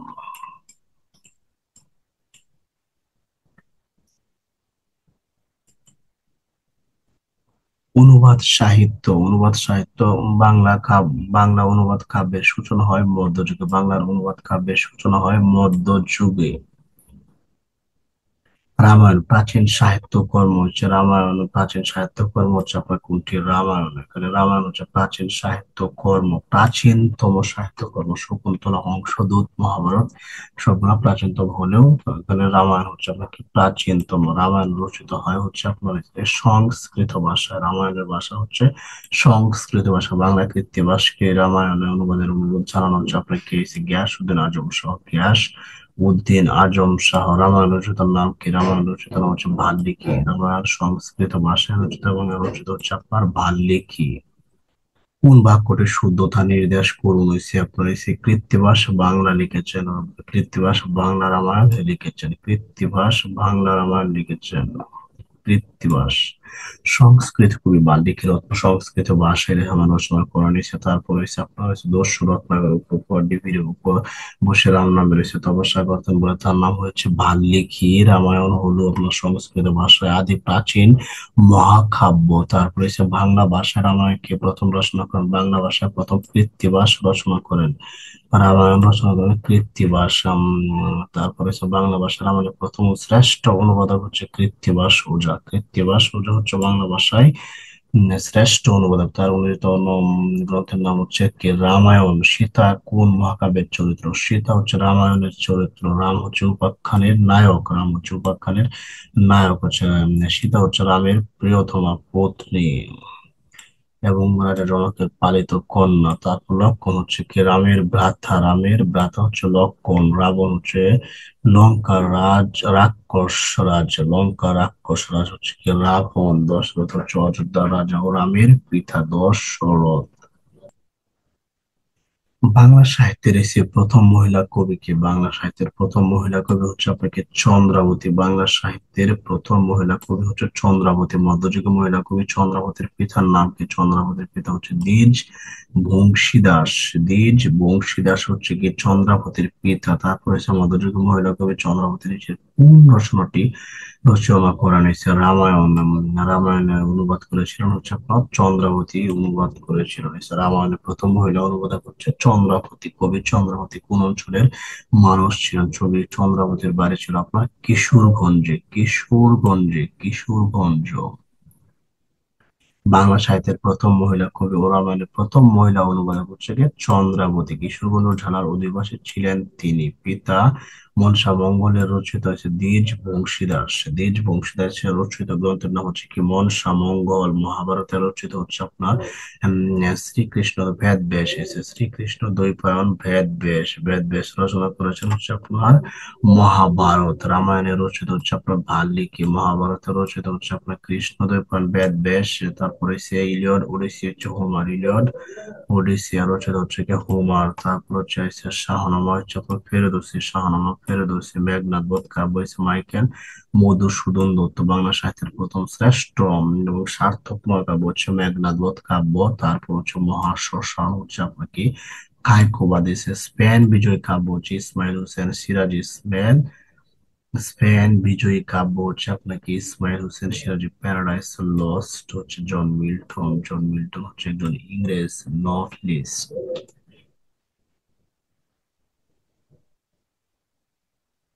ইংরেজ পয়েট হচ্ছে আপনার জন মিল্টন হচ্ছে একজন ইংরেজ পয়েট।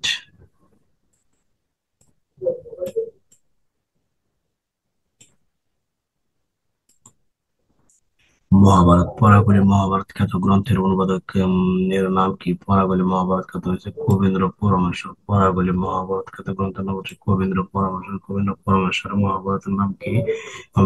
পরাবলী মহাভারত। মহাভারত শব্দের অর্থ হচ্ছে ভরত বংশের মহান উপাখ্যান। মহাভারতের শ্রেষ্ঠ অনুবাদক হচ্ছে আপনার কাশিরাম দাস। কাশিরাম দাস কোন গ্রন্থের অনুবাদক? কাশিরাম দাস হচ্ছে মহাভারতের অনুবাদক। কুরুক্ষেত্রের যুদ্ধ কত সময় ব্যাপী চলেছিল? আপনার 18 দিন ব্যাপী চলেছিল। তারপর দ্রৌপদী কি? দ্রৌপদী হচ্ছে আপনার মহাভারত 5 ভাইয়ের এক ভাই। দ্রৌপদী হচ্ছে মহাভারতের 5 ভাইয়ের এক ভাইয়ের নাম হচ্ছে আপনার কি দ্রৌপদী। গান্ধীর চরিত্রটি পাওয়া যায় হচ্ছে আপনার কি মহাভারতে। গান্ধারী চরিত্রটি পাওয়া যায়, গান্ধারী চরিত্রটি পাওয়া যায় হচ্ছে মহাভারতে। তারপর হপ্তপৈকর কার রচনা? হপ্তপৈকর হচ্ছে বাংলা রচনা। বাংলা সাহিত্যের প্রথম প্রণয় উপাখ্যান কোনটি? ইউসুফ জুলেখা। বাংলা সাহিত্যের প্রথম প্রণয় উপাখ্যান হচ্ছে ইউসুফ জুলেখা। পারস্য কবি নিজামী গঞ্জবীর হস্তক্ষেপ অবলম্বনে সপ্তম বৈকর রচনা করেন সৈয়দ আলাউল। বৈকর রচনা করেন সৈয়দ আলাউল। এটি একটি অনূদিত কাব্য। ইউসুফ জুলেখা কি জাতীয় রচনা? ইউসুফ জুলেখা হচ্ছে আপনার প্রণয় কাব্য এবং এটি হচ্ছে একটি রোমান্টিক প্রণয় কাব্য। ইউসুফ জুলেখা হচ্ছে একটি রোমান্টিক প্রণয় কাব্য।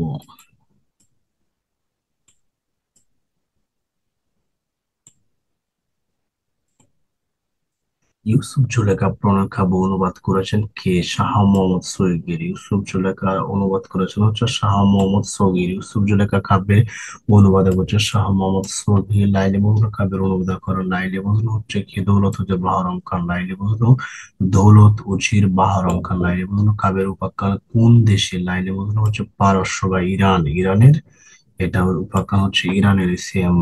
গুলে বখাউলি গ্রন্থে রচিত হচ্ছে আপনার কি সৈয়দ মোহাম্মদ হাকিম। তারপরে ইউসুফ জুলেখা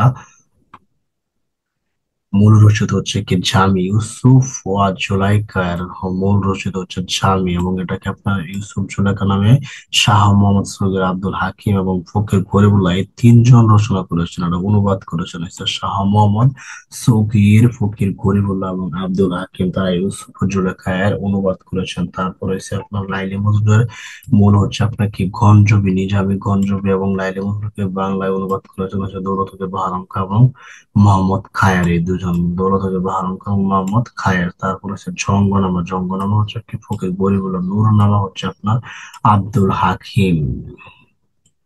হপ্তপৈকর সিকান্দার নামায়ের মূল রচিত হচ্ছে আপনার কি নিজামী গঞ্জবী। নিজামী গঞ্জবী। তারপর এটা বাংলায় অনুবাদ করা হয়েছে সিকান্দার নামা হয়েছে আলাউলের সিকান্দার নামা। সপ্তপৈকর এবং সিকান্দার নামা। হপ্তপৈকরকে আপনার সপ্তপৈকর, সিকান্দার নামাকে সিকান্দার নামা হিসেবে আলাউল রচনা করেন। হাতেম তাই হচ্ছে আপনার সৈয়দ হামজা।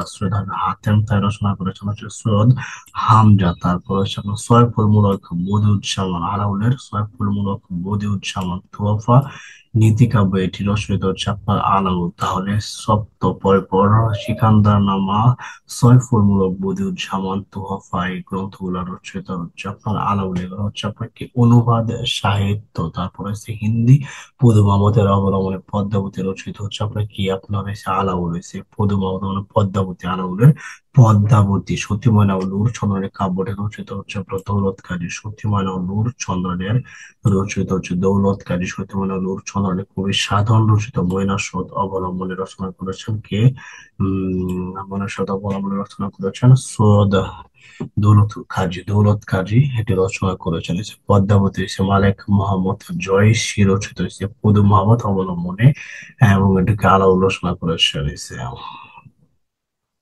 মধুমালতী আপনার রচনা করেছেন কে? এসে সৈয়দ হামজা।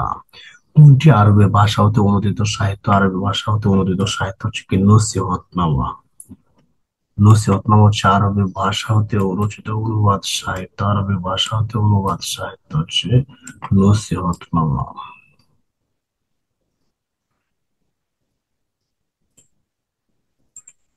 এরপর আজকে রোমান্টিক প্রণয় উপাখ্যান এসে মধ্যযুগে বাংলা সাহিত্যে এসে মুসলমানদের মধ্যে উল্লেখযোগ্য অবদান হচ্ছে আপনার কি? উল্লেখযোগ্য অবদান হচ্ছে রোমান্টিক প্রণয় উপাখ্যান এসে ও আধুনিক মধ্যযুগে বাংলা সাহিত্যে এসে মুসলমানদের মধ্যে এসে উল্লেখযোগ্য হয়েছে অবদান হচ্ছে প্রণয় উপাখ্যান। হিন্দি ও ফার্সি কাব্য থেকে কোন কাব্য দ্বারা প্রচলন হয়েছে?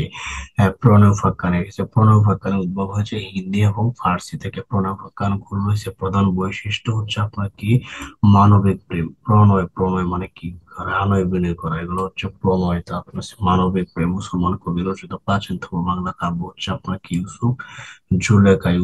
জুলেখা রোমান্টিক প্রণয় উপাখ্যান দ্বারা প্রথম কবি হচ্ছে আপনাকে শাহ মোহাম্মদ সগীর কারবালা ও সোহরাওয়ার্দী গ্রন্থটি রচিত হচ্ছে আপনাকে আব্দুল হাকিম। কারবালা ও সোহরাওয়ার্দী হচ্ছে আব্দুল হাকিম। কোন গ্রন্থের রোমান্টিক প্রণয় উপাখ্যান হচ্ছে আপনার পদ্মাবতী রোমান্টিক প্রণয় উপাখ্যান। দৌলত উসির বাহরাম খান হচ্ছে আপনার লাইলি মজনু রচিত হচ্ছে দৌলত উসির বাহরাম খান। কবির মোহাম্মদ হচ্ছে মধুমালতী।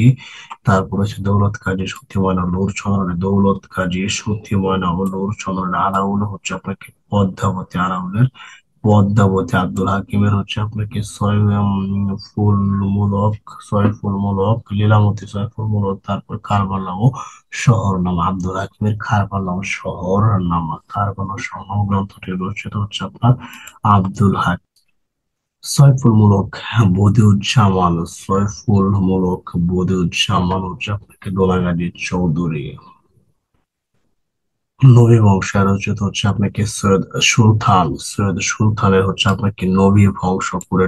কুরেশি মাগন ঠাকুরের রচিত গ্রন্থ হচ্ছে আপনাকে চন্দ্রাবতী হচ্ছে কুরেশি মাগন ঠাকুর রচিত। সবচেয়ে প্রাচীন রোমান্স মূলক প্রভাকারে রচিত হচ্ছে আপনাকে শাহ মোহাম্মদ সগীর। মধ্যযুগের প্রথম কবি হচ্ছে শাহ মোহাম্মদ সগীর। তারপরে হচ্ছে বাংলা সাহিত্যের ইতিহাস প্রাচীনতম মুসলমান কবি কি? শাহ মোহাম্মদ সুগীর। বাংলা সাহিত্যের ইতিহাসে প্রাচীনতম মুসলমান কবি হচ্ছে শাহ মোহাম্মদ সুগীর। শাহ মোহাম্মদ সুগীর হচ্ছে সর্বপ্রথম মুসলিম কবি। তারপরে হচ্ছে কোন কবি? গিয়াসউদ্দিন আজম শাহ হচ্ছে রাজ কর্মচারী ছিলেন। হচ্ছে শাহ মোহাম্মদ সুগীর ছিলেন আপনার গিয়াসউদ্দিন হচ্ছে আজম শাহের হচ্ছে আপনার রাজ কর্মচারী।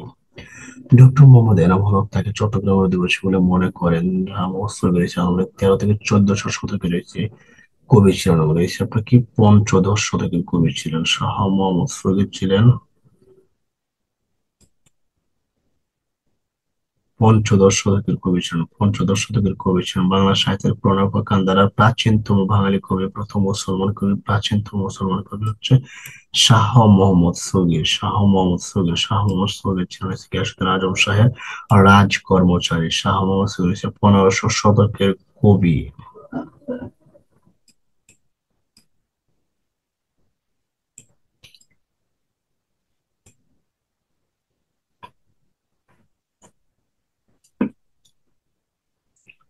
শাহ মোহাম্মদ সগীর রচিত একটি গ্রন্থ হচ্ছে কি জুলেখা। শাহ মোহাম্মদ সগীর ছাড়া ইউসুফ জুলেখা রচনা করেছেন হচ্ছে আব্দুল হাকিম এবং ফকির খলিলুল্লাহ। তারা দুজন আপনার ইউসুফ জুলেখা কাব্যটি রচনা করেন। তাহলে ইউসুফ জুলেখা কাব্যের এসে রচয়িতা হচ্ছে আপনার হচ্ছে শাহ মোহাম্মদ সগীর, আব্দুল হাকিম, খলিলুল্লাহ। তারপর যেসব বঙ্গেতে জন্মি হিংসে ভঙ্গমান সেসব কাহার জন্ম নির্ণয় নজারির হচ্ছে কি আব্দুল হাকিমের বঙ্গভাষা কবিতা থেকে এটি নেওয়া হয়েছে। দেশি ভাষা বিদ্যার জ্বর মরণ অসহায় নিজ দেশ থেকে কেন বিদেশ নো চাই, এটা হচ্ছে আপনাকে আব্দুল হাকিম। দেশি ভাষা বিদ্যা যার মনে নো জোয়াই, নিজ দেশ থেকে কেন বিদেশ নো চাই। ঠিক আছে, নিবেদি বাংলা করিস কোরিয়ার রচন। ঠিক আছে, নিবেদি বাংলা কোরিয়ার রচনের রচিত হচ্ছে আপনাকে আব্দুল হাকিম। তারপর হচ্ছে আপনার যে বাক্য বুঝে পড়বে আপে নিরঞ্জন, এখানে আপে অর্থ হচ্ছে আপনার কি স্বয়ং। আপে মানে হচ্ছে কি, আপে হচ্ছে আপনার আপন স্বয়ং। দৌলতজি বাহারাম খানের সাহিত্য সৃষ্টিতে কার পৃষ্ঠপোষকতা লাভ করা হয়েছে? জমিদার হয়েছে নিজাম শাহের পৃষ্ঠপোষকতা লাভ করা হয়েছে। জমিদার নিজাম শাহের পৃষ্ঠপোষকতা লাভ করেন কে? লাভ করা হয়েছে দৌলতজি বাহারাম খান। দৌলতজি বাহারাম খান হচ্ছে চট্টগ্রামের ফতেহাবাদের অধিবাসী ছিলেন। হচ্ছে 1560 খ্রিস্টাব্দের কাজের সময় তিনি হচ্ছে আপনার দৌলতজির উপাধি তে ভূষিত হয়েছিলেন। হচ্ছে পীরক্ষণ ভক্ত বাহারাম খানের প্রকৃত নাম হচ্ছে আসাউদ্দিন। লাইলি মজনু কাব্যটি রচনা করেছেন কে? আপনার দৌলত উজির বাহারাম খান। দৌলত উজির বাহারাম খান আরাকানে কখন সমৃদ্ধ সাহিত্য সৃষ্টি হয়েছিল? আপনার সপ্তদশ শতকে, মানে হচ্ছে মধ্যযুগের সপ্তদশ শতকে আরাকানে আপনার হচ্ছে সমৃদ্ধ বাংলা সাহিত্য সৃষ্টি হয়েছিল। আলাউল কবি আলাউল কোন রাজ দরবারের কবি ছিলেন? আলাউল ছিলেন রুশাঙ্গ রাজসভার কবি। রুশাঙ্গ রাজসভার কবি। সপ্তদশ শতকে আরাকান সাহিত্য সমৃদ্ধ সৃষ্টি হয়েছিল। আরাকানকে বাংলা সাহিত্যে রুশাঙ্গ বা রুশাং বলা হতো। রুশাং বলা হতো। একটি আরাকান বাংলা সাহিত্যে দুটি ধারা লক্ষণীয়, একটা হচ্ছে ধর্মীয় আর একটা হচ্ছে ধর্ম নিরপেক্ষ রোমান্টিক প্রণয় কাব্য। আরাকান রাজসভার কবিদের মধ্যে উল্লেখযোগ্য হচ্ছে আপনার আলাউল, দৌলত কাজী, কুরেশি মাগন ঠাকুর এবং হচ্ছে মর্দন। এই চারজন হচ্ছে বিশেষ উল্লেখযোগ্য। আলাউল, দৌলত কাজী এবং হচ্ছে আপনার কি কুরেশি মাগন ঠাকুর।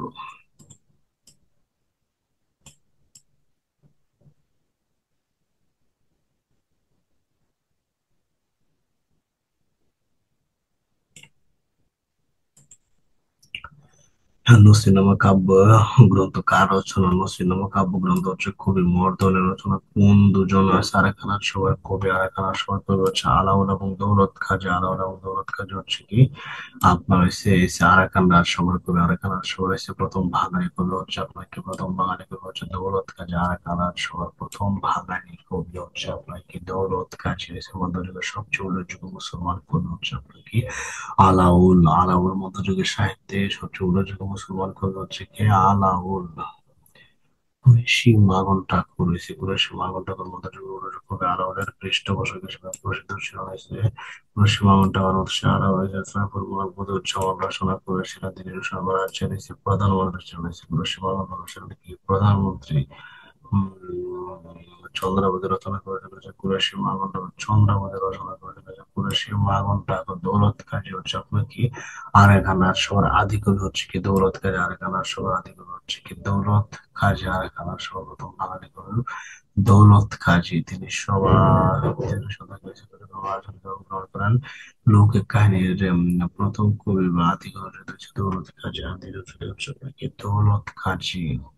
বারো মাসা কাকে বলে? বারো মাসা হচ্ছে আপনার কি নায়িকার বারো মাসের হচ্ছে সুখ দুঃখের বর্ণনা, বা নায়িকার বারো মাসের সুখ দুঃখের বর্ণনা। নায়িকার বারো মাসের সুখ দুঃখের বর্ণনা। তোয়াপা কাব্যটি কার রচনা? তোয়াপা হচ্ছে আপনাকে আলাউলের রচনা। আলাউল তোয়াপা রচনা করেছেন কে? আলাউল। তারপরে হচ্ছে আলাউল রয়েছে তোয়াপা কোন ধরনের কাব্য? আলাউলের তোয়াপা হচ্ছে আপনার নীতিকা। আলাউলের তোয়াপা হচ্ছে আপনার নীতিকা বা আলাউলের তোয়াপা হচ্ছে আপনার নীতিকা বা পদ্মাবতী। একটি হচ্ছে আপনাকে পদ্মাবতী অনুবাদ গ্রন্থের অনুবাদ পদ্ধতি কাব্যগ্রন্থ অনুবাদ হচ্ছে আলাউল। আলাউল রচিত গ্রন্থ হচ্ছে আপনার আলাউলের পদ্মাবতী। আরাকান ব্যাট সমালোচনা সাহিত্যিক ছিলেন আপনাকে এই চ্যাপ্টার আছে আলাউল। তারপরে কোন যুগের কবি? আলাউল হচ্ছে আপনার কি আলাউল হচ্ছে মধ্যযুগের কবি।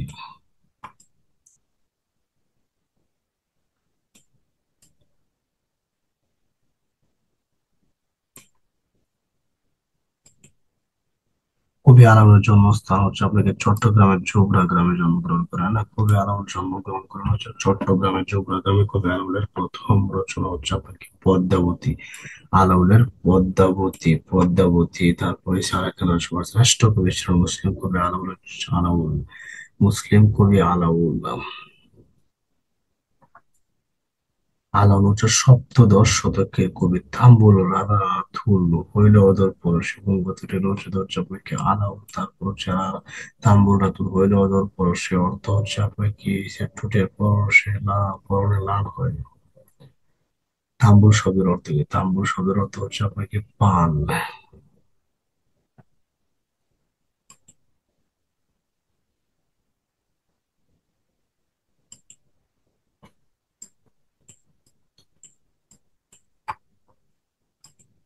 সয়ফুল মুলক বদিউজ্জামান হচ্ছে আলেফ লাইলা সপ্তপয় কর্ণিজাবে গঞ্জালে, তারপর হচ্ছে মাগনটা পনেরো সালে হচ্ছে হিন্দি পদ্মাবতী আর হচ্ছে অবলম্বনে পদ্মাবতী কাব্য রচনা করেন হচ্ছে আলাউলের আলাউলের প্রথম শ্রেষ্ঠ কাব্য বারো 1652 সালে আরাকানের সময় সাদ উমর আমলে মাগনটা করেন। আদেশে পদ্মাবতী কাব্য রচনা করেন। পদ্মাবতী হচ্ছে প্রেমমূলক ঐতিহাসিক কাব্য। তারপর হচ্ছে আপনার পদ্মাবতী রচনা করেছেন হচ্ছে আলাউল। পদ্মা মেঘনা যমুনা হচ্ছে আবু জাফর শামসুদ্দিনের একটি উপন্যাস। পদ্মাবতী নাটক রচনা করেছেন মাইকেল মধুসূদন দত্ত। পদ্মাবতী নাটক রচনা করেছেন কে? মাইকেল মধুসূদন দত্ত। পদ্ম গোখরা হচ্ছে কাজী নজরুল ইসলামের একটি গল্প। পদ্ম গোখরা কাজী নজরুল ইসলাম রচিত একটি গদ্য। পদ্মাবতীর সমালোচনামূলক গ্রন্থ রচনা করেছেন সৈয়দ আলী আহসান। এসে পদ্মরাগ হয়েছে উপন্যাস। বেগম রোকেয়া সাখাওয়াত। বেগম রোকেয়া সাখাওয়াত এসে পদ্মরাগ হচ্ছে উপন্যাস। বেগম রোকেয়া সাখাওয়াত। পদ্মপার হচ্ছে জসীমউদ্দিন নাটক। পদ্মপার নাটকটি রচনা করেছেন জসীমউদ্দিন। আভার হয়েছে পদ্মাবতী হচ্ছে আলাউল। পদ্মা মেঘনা যমুনা আবু জাফর শামসুদ্দিন। পদ্মাবতী নাটক হচ্ছে মাইকেল মধুসূদন দত্ত। পদ্ম গোখরা হচ্ছে কাজী নজরুল ইসলামের একটি হচ্ছে গল্প পদ্ম গোখরা। তারপরে হচ্ছে পদ্মাবতীর সমালোচনা গ্রন্থ হচ্ছে সৈয়দ আলী আহসান। পদ্মরাগ হচ্ছে আপনাকে এরকম আর একটি উপন্যাস। তারপরে হচ্ছে পদ্ম পার হচ্ছে আপনাকে জসীমউদ্দিনের একটি নাটক।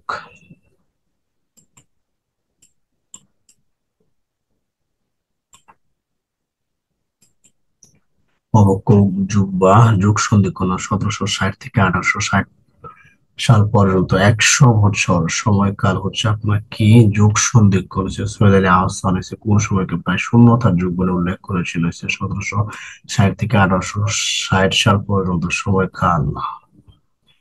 তারপর হচ্ছে যুগ সন্ধিক্ষণের কবি হচ্ছে আপনার কে? ঈশ্বরচন্দ্র গুপ্ত। ঈশ্বরচন্দ্র গুপ্ত যুগ সন্ধিক্ষণের কবি হিসেবে পরিচিত হচ্ছে আপনার কি? ঈশ্বরচন্দ্র গুপ্ত। তারপরে হচ্ছে আপনার কবিগানের রচিত গায়ক হিসেবে পরিচিত হচ্ছে আপনার রাম বসু ভুলমরা। কবিগানের প্রথম কবি কে হয়েছে? গুজলা গুই। গুজলা গুই কবিগানের প্রথম কবি হচ্ছে গুজলা গুই। অ্যান্টনি ফিরিঙ্গি কি জাতীয় সাহিত্যের রচিত? অ্যান্টনি ফিরিঙ্গি হচ্ছে কি আপনার কবি খানের রচিত। অ্যান্টনি ফিরিঙ্গি হচ্ছে আপনার কবি খানের রচিত। অ্যান্টনি ফিরিঙ্গি কবি গানের রচিত। তারপরে হচ্ছে আপনার কবি গানের রচিত ছিল হচ্ছে নিম্ন বর্ণের হিন্দু। নিম্ন বর্ণের হিন্দু কবি গান ও শায়ের জানো শতকের শেষার্ধ এবং প্রথম অর্ধে টপ্পা কি? টপ্পা হচ্ছে আপনার এক ধরনের খাল। টপ্পা হচ্ছে এক ধরনের খাল। শিরোনামে শিরোনামাশা বিনা সদস্য ভাষা পরীক্ষা আসে পঙ্গতে রচিত হচ্ছে আপনার রামমেরি গুপ্ত। টপ্পা কি? কবি গানের সমসাময়িককালে কলকাতা শহরতলিতে হয়েছে টপ্পা গান নামের এক গান এসে শুরু এক ধরনের উস্তাদি গান হয়েছে প্রচলন ছিল হয়েছে আপনার হয়েছে টপ্পা গান থেকে আধুনিক গীতি কবিতার সূত্রপাত। টপ্পা গান থেকে আধুনিক গীতি কবিতার সূত্রপাত হয়েছে ফলাত হয়েছে পদ্য সাহিত্যের হয়েছে প্রথম সার্থক ও জনপ্রিয় কবি হচ্ছে আপনার হয়েছে ফকির গরিবুল্লাহ। ফকির গরিবুল্লাহ হয়েছে পদ্য সাহিত্যের হয়েছে প্রাচীনতম লেখক হচ্ছে আপনার হয়েছে সৈয়দ হামজা। সৈয়দ হামজা পদ্য সাহিত্যের লেখক হচ্ছে আপনাকে সৈয়দ হামজা। দুভাষী পদ্য সাহিত্য বলতে বোঝায় পদ্য সাহিত্য বলতে বোঝা হচ্ছে আপনার কয়েকটি ভাষার ব্যবহার করে মিশ্রিত ভাষা হয়েছে পদ্য সাহিত্য। মিশ্রিত ভাষা পদ্য সাহিত্য শ্রেণীভুক্ত কোন রচনাটি পদ্য সাহিত্যের অন্তর্গত নয়? ময়মনসিংহ গীতিকা। পদ্য সাহিত্যের প্রাচীনতম লেখক হচ্ছে আপনাকে সৈয়দ হামজা। পদ্য সাহিত্যের প্রাচীনতম লেখক হচ্ছে সৈয়দ হামজা। এসে বর্তমান হয়েছে প্রতির মধ্যে কি বোঝা? বর্তমান প্রতি বলতে বোঝা দুভাষা। দুভাষা দুভাষী হিসেবে বাংলা হিসেবে রচিত পদ্য সাহিত্য হয়েছে আমির হামজা। এসে কাব্যের এসে প্রথম অংশ রচনা করার কে? আমির হামজা। এসে ফকির গরিবুল্লাহ। ফকির গরিবুল্লাহ এসে সুনামগঞ্জ হয়েছে কাব্যগ্রন্থটা রচিত কি? সুনামগঞ্জ হয়েছে ফকির গরিবুল্লাহ। কাব্য হয়েছে ইউসুফ জুলেখা আমির হামজা। রঙ্গনামা সোনাভান সত্যবীরের প্রতি এগুলো রচনা করেছেন হচ্ছে ফকির গরিবুল্লাহ হয়েছে আমির হামজা। ইউসুফ জুলেখা রঙ্গনামা সোনাভান সত্যবীরের প্রতি এগুলো রচনা করেছেন হচ্ছে কে? ফকির গরিবুল্লাহ। রচনা করেছেন হচ্ছে ফকির গরিবুল্লাহ। সৈয়দ হামজা। সৈয়দ হামজা হচ্ছে আপনার কি? আমির হামজা কাব্য রচনা করেছেন। হামজা আমির হামজা জয়গুলের প্রতি হাতেম তাই এগুলো রচনা করেছেন হচ্ছে সৈয়দ হামজা। তারপর হচ্ছে ক্ষুদ্র সাহিত্যের অন্যতম হয়েছে প্রাচীন কবি হচ্ছে সৈয়দ হামজা। প্রাচীন কবি হচ্ছে আপনার সৈয়দ হামজা।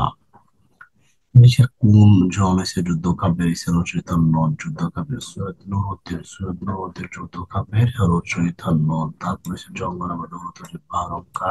আমির হামজা হচ্ছে ফকির করিমুল্লাহ। তারপর হচ্ছে আপনার হচ্ছে রসুল বেজে হচ্ছে আপনার শাহবারিদ খান।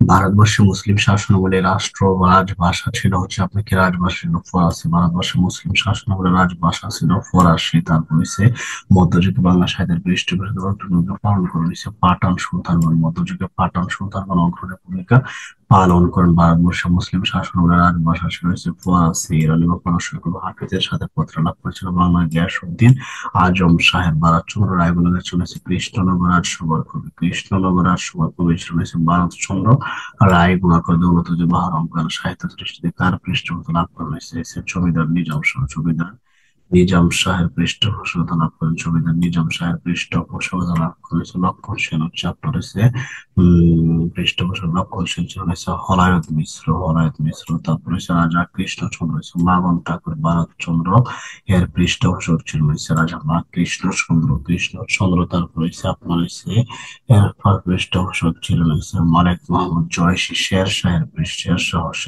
মালিক মোহাম্মদ জয়সী এর পৃষ্ঠপোষক ছিলেন শেরশাহ। মালিক মোহাম্মদ জয়সীর পৃষ্ঠপোষক ছিলেন। তারপরে হচ্ছে আলাউদ্দিন হুসেন শাহ হচ্ছে আপনার হচ্ছে কানাউরি দত্ত বিজয়গুপ্তের পৃষ্ঠপোষক ছিলেন। বিজয়গুপ্তের পৃষ্ঠপোষক ছিলেন।